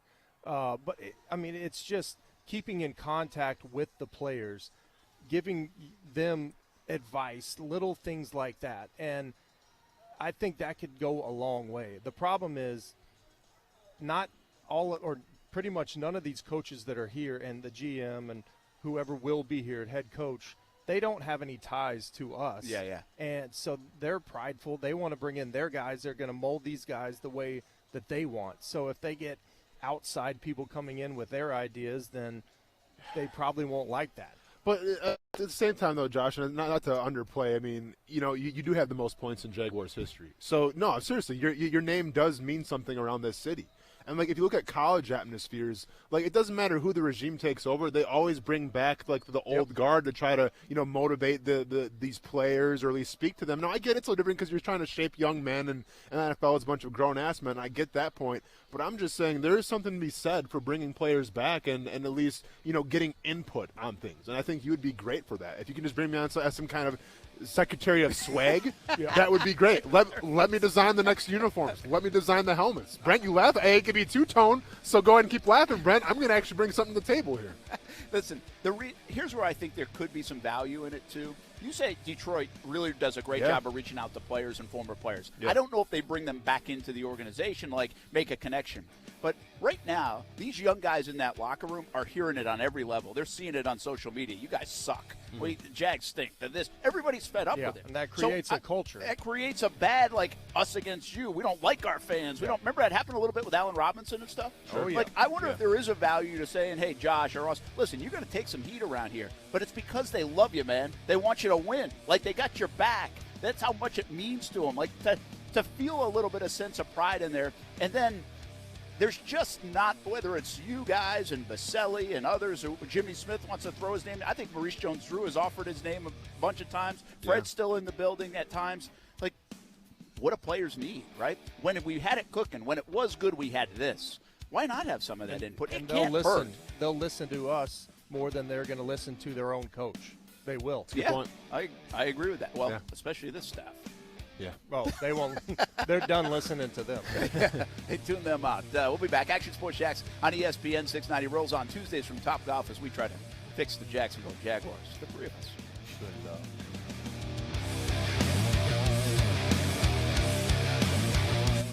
Now, the First Alert forecast on ESPN 690. Partly sunny to partly cloudy today. A coastal shower possible. High temperatures reaching the low 60s. Overnight, partly cloudy down to about 50. From the Action News Jax First Alert Weather Center, I'm meteorologist Garrett Biedenball. The Weather Center is brought to you by Beards Diamonds. Get the guaranteed lowest price at the only locally owned diamond store in the St. John's Town Center. Voted best gift of the year for golfers by the ESPN 690 Golf Enthusiast Review Board. Want to make the golfer in your life love you even more? Order the 2022 ESPN Dream 18 card for just $69. Big discounts on golf all year. Golf courses are raising their rates with the recent boom. The Dream 18 card has even more value now. For less than dinner for two at your favorite upscale restaurant, you will receive tremendously discounted rounds at some of the area's best golf courses. Golf Club at Southampton, St. John's Golf and Country Club, Hidden Hills, Osprey Cove, the Yards added this year, Amelia River Golf Club, Eagle Landing, Fleming Island Golf Club, and Queens Harbor Yacht and Country Club. Plus, you'll receive a free smoothie from Smoothie King, a free hat from Dome Hats, a free shirt at Baker's Sports, and a discount on a purchase at Palm Beach Autographs. Play 2 rounds of golf, and the card pays for itself. $69, that's it. Some of the proceeds go to the Dream 18 charity as well. Buy the card at actionsportsjaxdream18.com. Supplies are limited. Go to actionsportsjaxdream18.com. If you are involved in a legal dispute and are not sure of your options, call the law offices of Anajar and Levine at 904-600-4000. That's 904-600-4000 and take back control of your life. Office in Jacksonville. Hello, this is the Crooks R Us Tips line with an urgent announcement regarding Safe Touch security. As a crook, by now you surely know the Crooks R Us golden rule: stay away from Safe Touch houses. But we just received word that may not be enough now. Wait till you hear this. Credible reports have surfaced that SafeTouch security cameras captured one of our associates in the act of breaking into a house. Only the camera was from a neighbor's house across the street. That is so not fair. And what this means is it's not enough to stay away from SafeTouch houses. Now we gotta stay way away from SafeTouch houses. Boss, does that mean we gotta change the Crooks R Us golden rule? No, just remember the sentiment. Stay away from SafeTouch houses. Correct. Be safe, fellow crooks. SafeTouch is everywhere. Receive free equipment and free installation with monitoring agreement. Terms and conditions apply. Call 888-723-8682 or go to safetouch.com. State license number EF233. Visit your First Coast Acura dealers for jaw-dropping deals on new and pre-owned Acura models. Get insanely low lease payments and huge financing deals on award-winning luxury sedans and SUVs. Now's the time. Shop FirstCoastAcuraDealers.com. Cutting the price of your wireless bill feels good. Really good. Actually, it feels great. You should try it out. So cut your bill by switching to Straight Talk Wireless. Now offering our $45 Silver Unlimited plan with 5 gigabytes of hotspot and nationwide 5G on America's largest, most dependable networks. The $45 Silver Unlimited plan from Straight Talk. Straight Talk Wireless. No contract, no compromise. A month equals 30 days. See terms and conditions at straighttalk.com. 5G capable device required. Actual availability, coverage, and speed may vary. Get in zone, AutoZone. Welcome to AutoZone. What are you working on today? Ready for an oil change? We can help get the right protection at the right price. Right now, you can get 5 quarts of Valvoline Daily Protection or Valvoline Max Life High Mileage Motor Oil with an STP oil filter for just $28.99. Visit one of our 6,000 stores or order from AutoZone.com for same-day store pickup or next-day delivery. Get in zone, AutoZone. Restrictions apply. Tonight, it's the premiere of 2 new comedies on NBC. First, the comedy critics are calling the next The Office. American Auto, starring SNL's Anna Gasteyer. What are you doing to my car? I'm stealing your hubcaps. It's fine. I'm the new CEO. Then it's Grand Crew. The comedy critics rave is this generation's Friends. I'm gonna ask Alicia to marry me. What? Seriously, dude? I've had almond milk in my fridge longer than you've been with Alicia. American Auto and Grand Crew. Premiere tonight on NBC. Are you wasting money on a timeshare you rarely use? Cancel it with Titan Exit Group. Get a free consultation and see how they can stop the never-ending maintenance fees and mortgage payments. In fact, if your timeshare contract is not terminated, you owe nothing, so you have nothing to lose. But those monthly fees. Get legally released from your timeshare, 100% guaranteed. Call now for your free consultation at 800-200-0894. 800-200-0894. Men suffering from ED or PE? Has Viagra or Cialis let you down? Prime Men's Medical Center is featuring Restore Wave, the latest in non-invasive ED treatment. You'll see results on your first visit or pay nothing. Call 904-618-3497. That's 904-618-3497. Getting your guaranteed maximum refund with TaxSlayer feels like saddling up and chasing down. Look at that sweet moolah! That big old cash cow.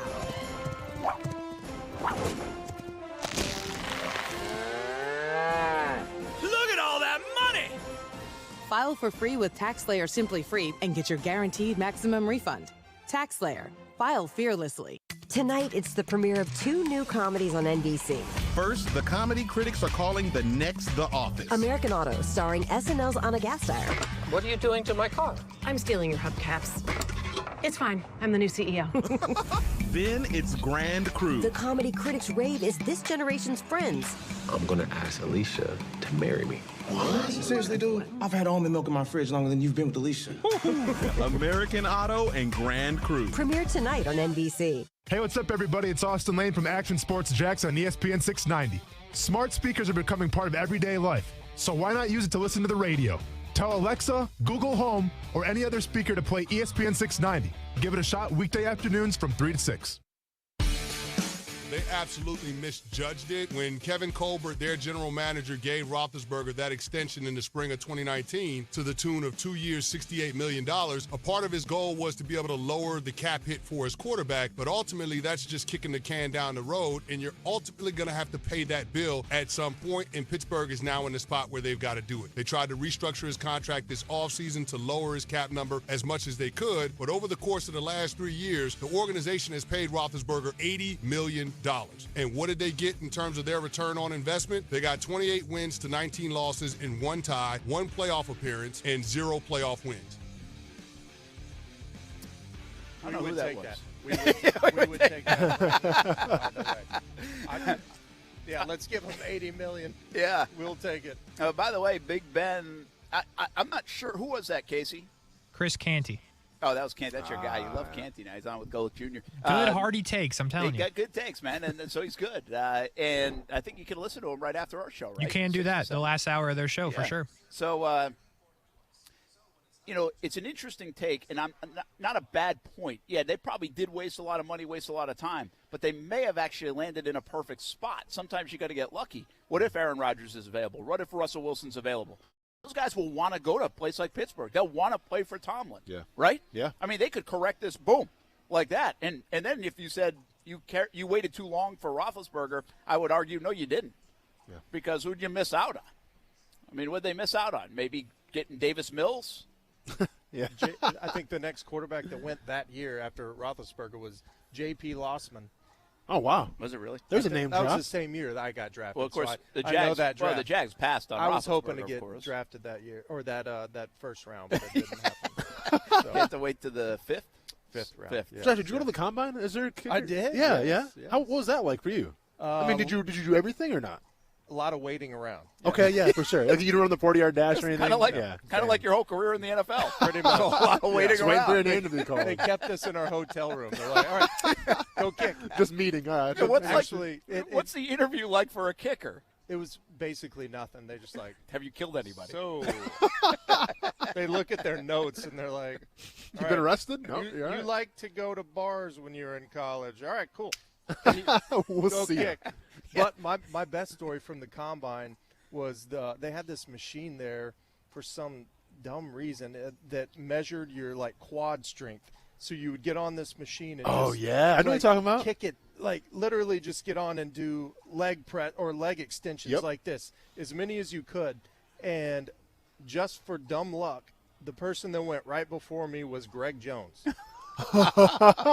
Right before me, I'm watching him. I'm like, oh my gosh! And he's just like, and the machine almost was like jumping. And then I got on there. I'm like, oh, by the way, the machine looks like it's from the 80s. Yeah, Like, it does. Yeah. I don't know. Does anybody know if they still do that? Well, I so no I'll idea. say this, Josh. I remember when I played with the Jaguars, we had that machine because I had to go through I had a hamstring It's issue. called like a Cybex or something. Yeah, like that. yeah. I think that's what it's called. Yep. So, do you know if kickers still go to the combine? They do. Oh, they still do? Oh yeah. Huh. It's very boring. I was going to say, like, that is a weird thing. Like, why do you need to measure a kicker? Like, what was Janikowski's trip to the combine like? Probably a lot of fun. Yeah. I wish I had gone with him. Is he still in town? Yeah, he is. Is he? Yep. Okay. He's in Mandarin. That would have been a pretty wild interview with Janikowski. Yeah. I actually wouldn't mind being in that room, probably. With love him. that dude. Brent Martineau, Josh Scobie, Austin Lane, Casey Kurtz here on a Tuesday. Tuesdays from Top Golf. We got another show coming up next week. We'll put a bow on the 2021 season. We'll see if Trent Baalke's still the GM. We'll see if the Jags have a new head coach by then. A lot happened, obviously, in a Jaguars offseason. You were with Pittsburgh for a very short time. Any Ben stories? Did you even say hi to him? Absolutely, yeah. I've run into him a couple times since being in Pittsburgh, but all this like Antonio Brown stuff and Ben Roethlisberger stuff started, kind of getting some memories going for me for the very short time that I was there. And one of the crazy ones, or a few of the crazy ones, that I was thinking about whenever all this AB stuff happened on Sunday was we would do, like a walkthrough on Friday or Saturday and then Monday. So Saturday before the game, no coaches allowed, just on the field. And then Monday, post-game, go out, stretch, and run. And it was just strength coaches and players. And every time we would do it, we would always start later because Antonio Brown hadn't showed up yet. So, Really? and Roethlisberger would not allow it to start until he got out there. We're like, all right, guys, it's 11 o'clock. He's like, no, we're not starting yet.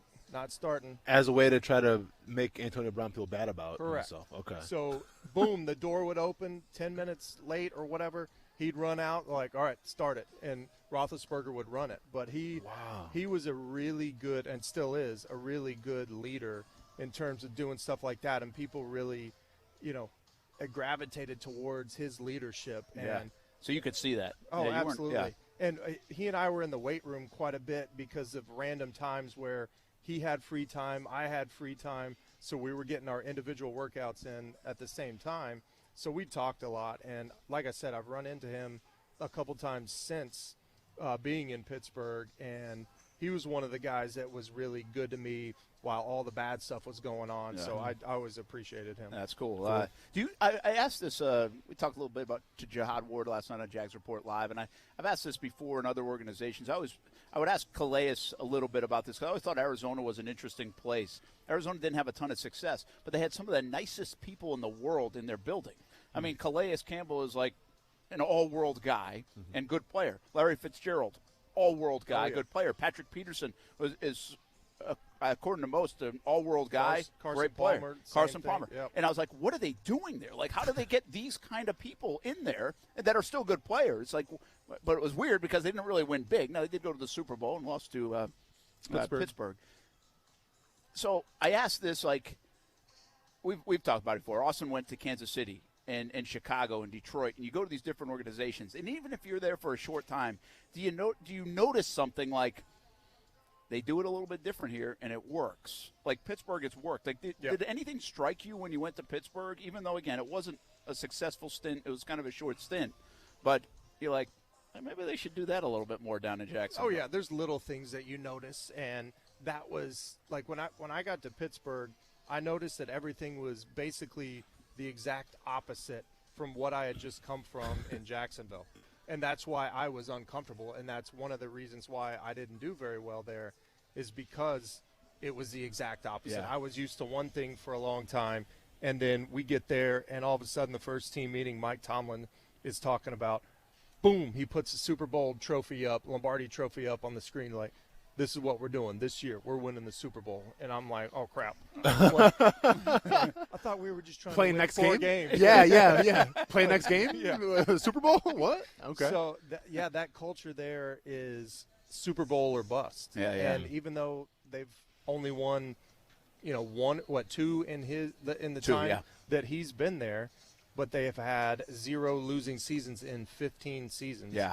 That culture is completely different, and just little things here and there that make you notice. But for the most part, football coaches are going to be football coaches, and teams are going to be teams. But their culture there is about winning, and they'll call out players for doing bad things, and doesn't matter who you are. No, it doesn't matter. They don't let you hide it. Unless you're Antonio Brown, then they just kind of shove him in the corner. Yeah. But Austin told that story before about New England. A buddy of his went to New England, and Belichick quizzed him on who was on the wall, I think, right? And the guy couldn't answer And he it. couldn't answer And it. Belichick literally chewed him out and said, you better learn this by tomorrow. If you don't learn it by tomorrow, you're out of here.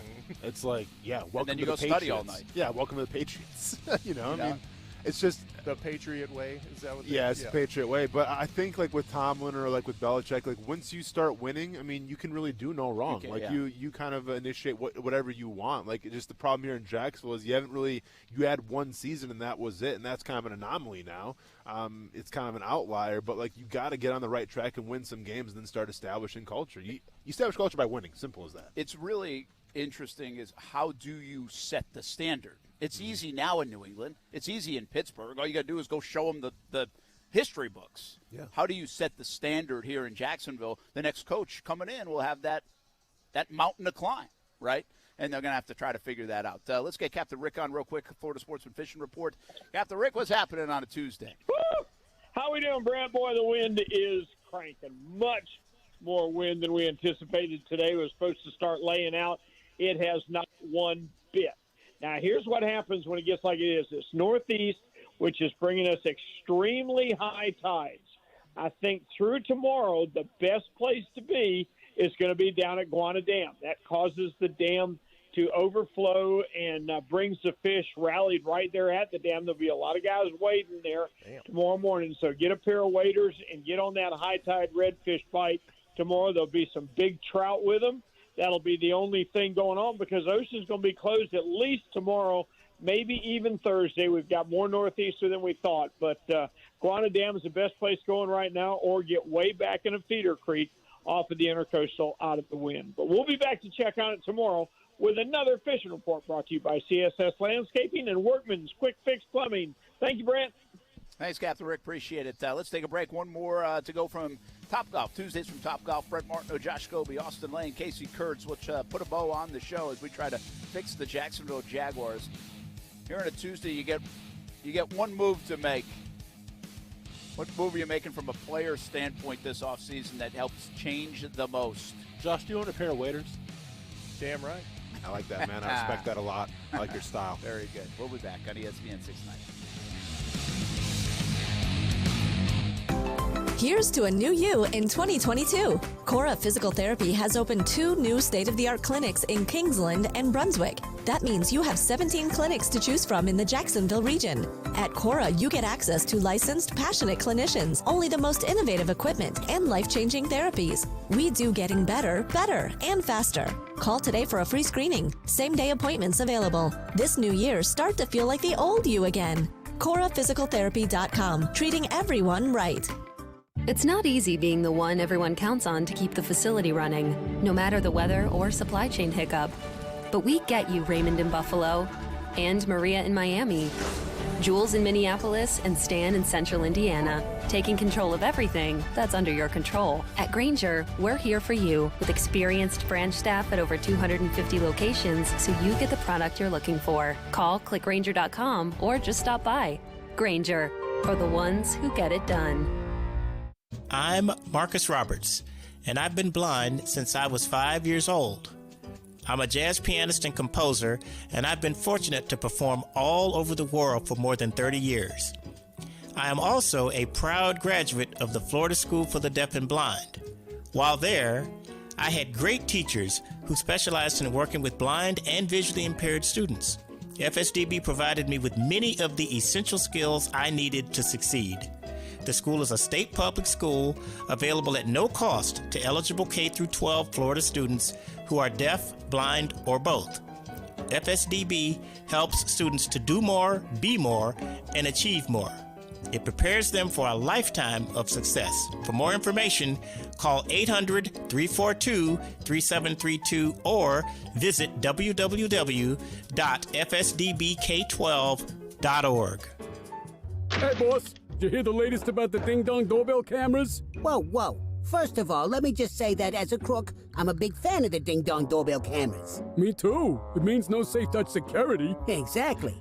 So what happened with our old buddies at Triple D? So the ding-dong doorbell cameras rely on the internet, right? Well, the parent company just had their 3rd outage in a month.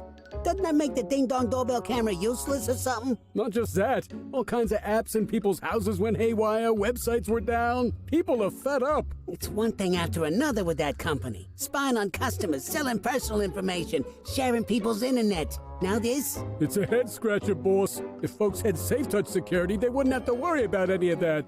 Which is another reason we have the Crooks R Us golden rule. Stay away from safe-touch houses. Like Superman's kryptonite. Receive free equipment and free installation with monitoring agreement. Terms and conditions apply. Call 888-723-8682 or go to safetouch.com. State license number EF233. Looking for a great career that can take you places? The Jacksonville Transportation Authority offers miles of opportunity, and the JTA is now hiring bus operators. We offer competitive pay and benefits with a starting wage of $16.43 per hour.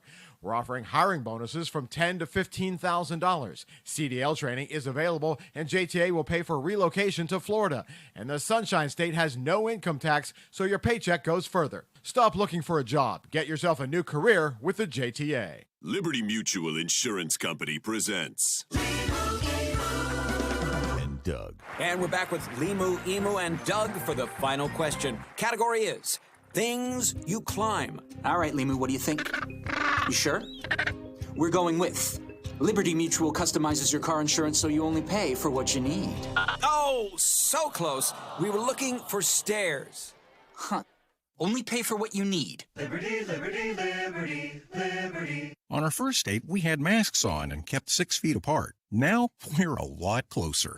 Just like Cliff and Deb, thousands of singles over 50 found their perfect match on Silver Singles last year. I feel like I'm 20 years old again, and I'm pretty sure she feels the same way. Rediscover the magic of dating with Silver Singles, the exclusive community for singles over 50. Sign up today and receive daily matches you won't want to miss at silversingles.com/radio. silversingles.com/radio. Voted Best Gift of the Year for golfers by the ESPN 690 Golf Enthusiast Review Board. Want to make the golfer in your life love you even more? Order the 2022 ESPN Dream 18 card for just $69. Big discounts on golf all year. Golf courses are raising their rates with the recent boom. The Dream 18 card has even more value now. For less than dinner for two at your favorite upscale restaurant, you will receive tremendously discounted rounds at some of the area's best golf courses. Golf Club at Southampton, St. John's Golf and Country Club, Hidden Hills, Osprey Cove, the Yards added this year, Amelia River Golf Club, Eagle Landing, Fleming Island Golf Club, and Queens Harbor Yacht and Country Club. Plus, you'll receive a free smoothie from Smoothie King, a free hat from Dome Hats, a free shirt at Baker's Sports, and a discount on a purchase at Palm Beach Autographs. Play 2 rounds of golf, and the card pays for itself. $69, that's it. Some of the proceeds go to the Dream 18 charity as well. Buy the card at Action Sports Shacks, Dream18.com. Supplies are limited. Go to Action Sports Shacks, Dream18.com. 70% of the Fortune 100 choose Zoom. With phone, chat, workspaces, apps, events, and video in a single platform, Zoom powers all your communications. Large enterprises, small businesses, and individuals use the secure Zoom platform to enable new ways of working, learning, hosting events, and supporting their customers. And now you can save 15% on meetings, chat, and phone with the Zoom United bundle. Visit zoom.com/bundle. Zoom, how the world connects. Listen to ESPN 690 anytime, anywhere, on any device. Whether you're at home or on the go, get the latest on the Jags, FSU, the Jumbo Shrimp, and Action Sports Jacks on Odyssey.com. That's AUDACY.com or on ESPN690.com. Hey, welcome back. Tuesdays from Top Golf. Brett Martineau along with Josh Goby, Austin Lane. Casey Kurtz back in the studios, pushing all the buttons, of course. Always does a great job. UNF Ospreys get going with their A-Sun schedule coming up on Wednesday down at Florida Gulf Coast, and then home on Saturday, 2 o'clock for the women's game, 5 o'clock for the men's game against Stetson. I'll be on the call for that one. Come on out to UNF Arena. Go to UNFospreys.com on Saturday. Both teams getting ready to begin 2022 with a bang. UNFospreys.com for all the news, schedules, results, and where you can find tickets to watch some good men's and women's basketball. Are you still calling those games, Brent? I am, yeah, Nice. some of them. So I got Saturdays. I got the next 2 Saturdays, Okay. which is a lot of fun. Cool. And we'll see how they are. You know, it's hard to tell how good the men's team is because they play so many tough games. Yeah. And so then you get into the season, now you're like, okay, this is now equal competition for the most part. So we'll see. The women's team at UNF has done a really nice job to get off to a good start. They have their best team that I remember in my 14 years here. So should be a lot of fun as basketball ramps up. Now, Florida State plays at 6:30 tonight on ESPN 690. Coverage begins at 6:30. Florida State in action.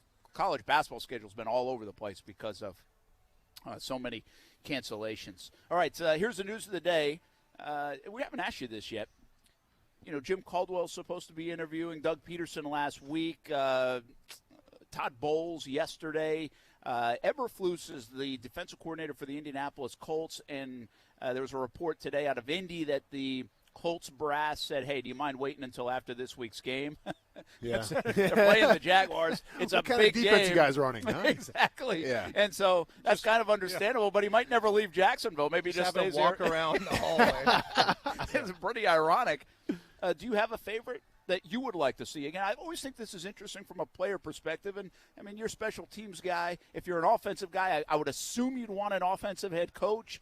I don't know if Austin even feels that strongly about that because he knows the state of the Jags right now, and Trevor's the most important thing. Correct. But what do you think? If you could pick a guy, who would you pick? I mean, I would go with someone, obviously, that has NFL experience and experienced winning. and that would be Doug Peterson for me. I know Doug Peterson. I've been around him a lot. Great guy, great motivator, offensive mind. Played in the league for a long time.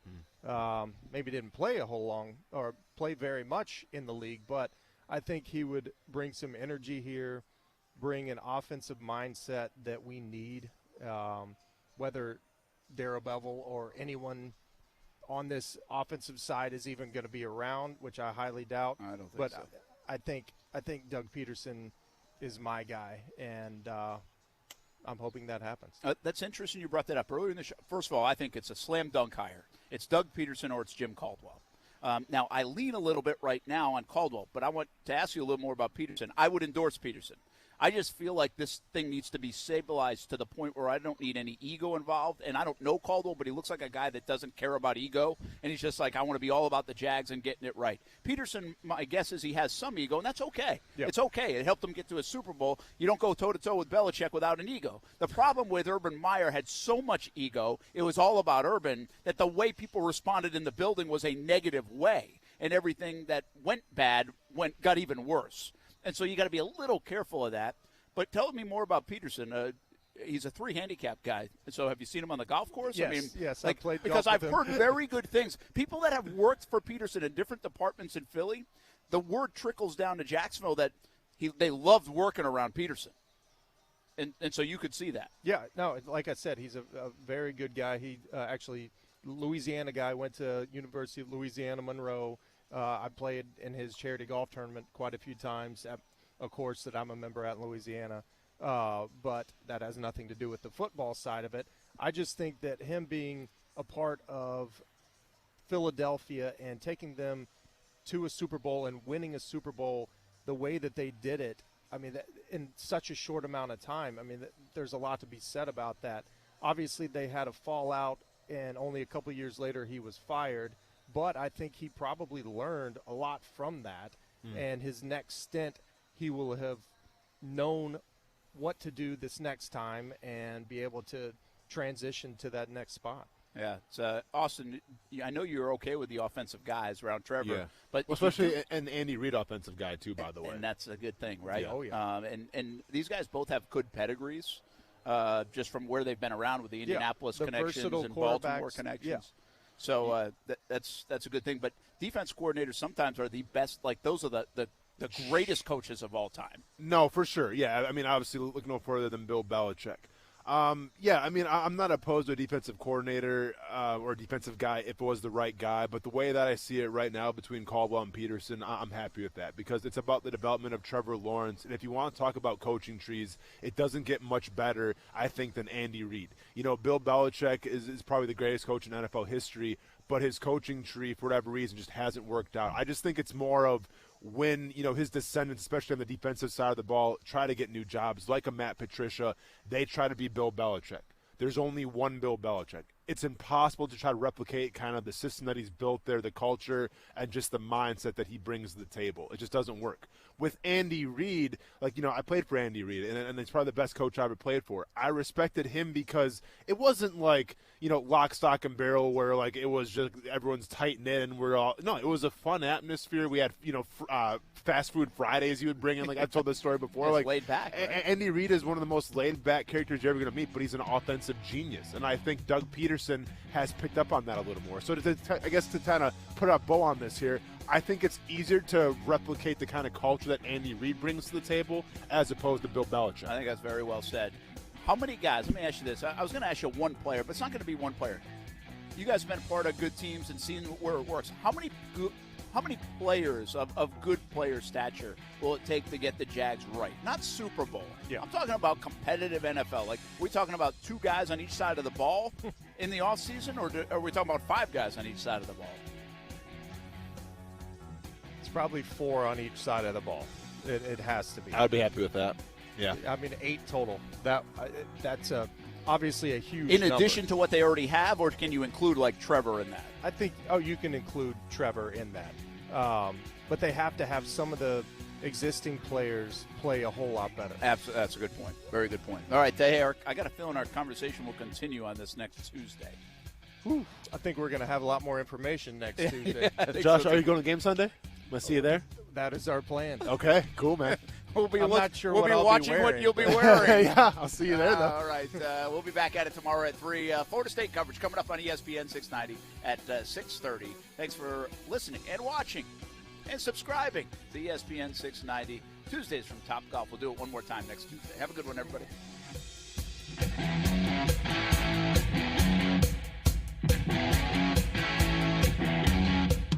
Tonight, it's the premiere of 2 new comedies on NBC. First, the comedy critics are calling the next The Office. American Auto, starring SNL's Anna Gasteyer. What are you doing to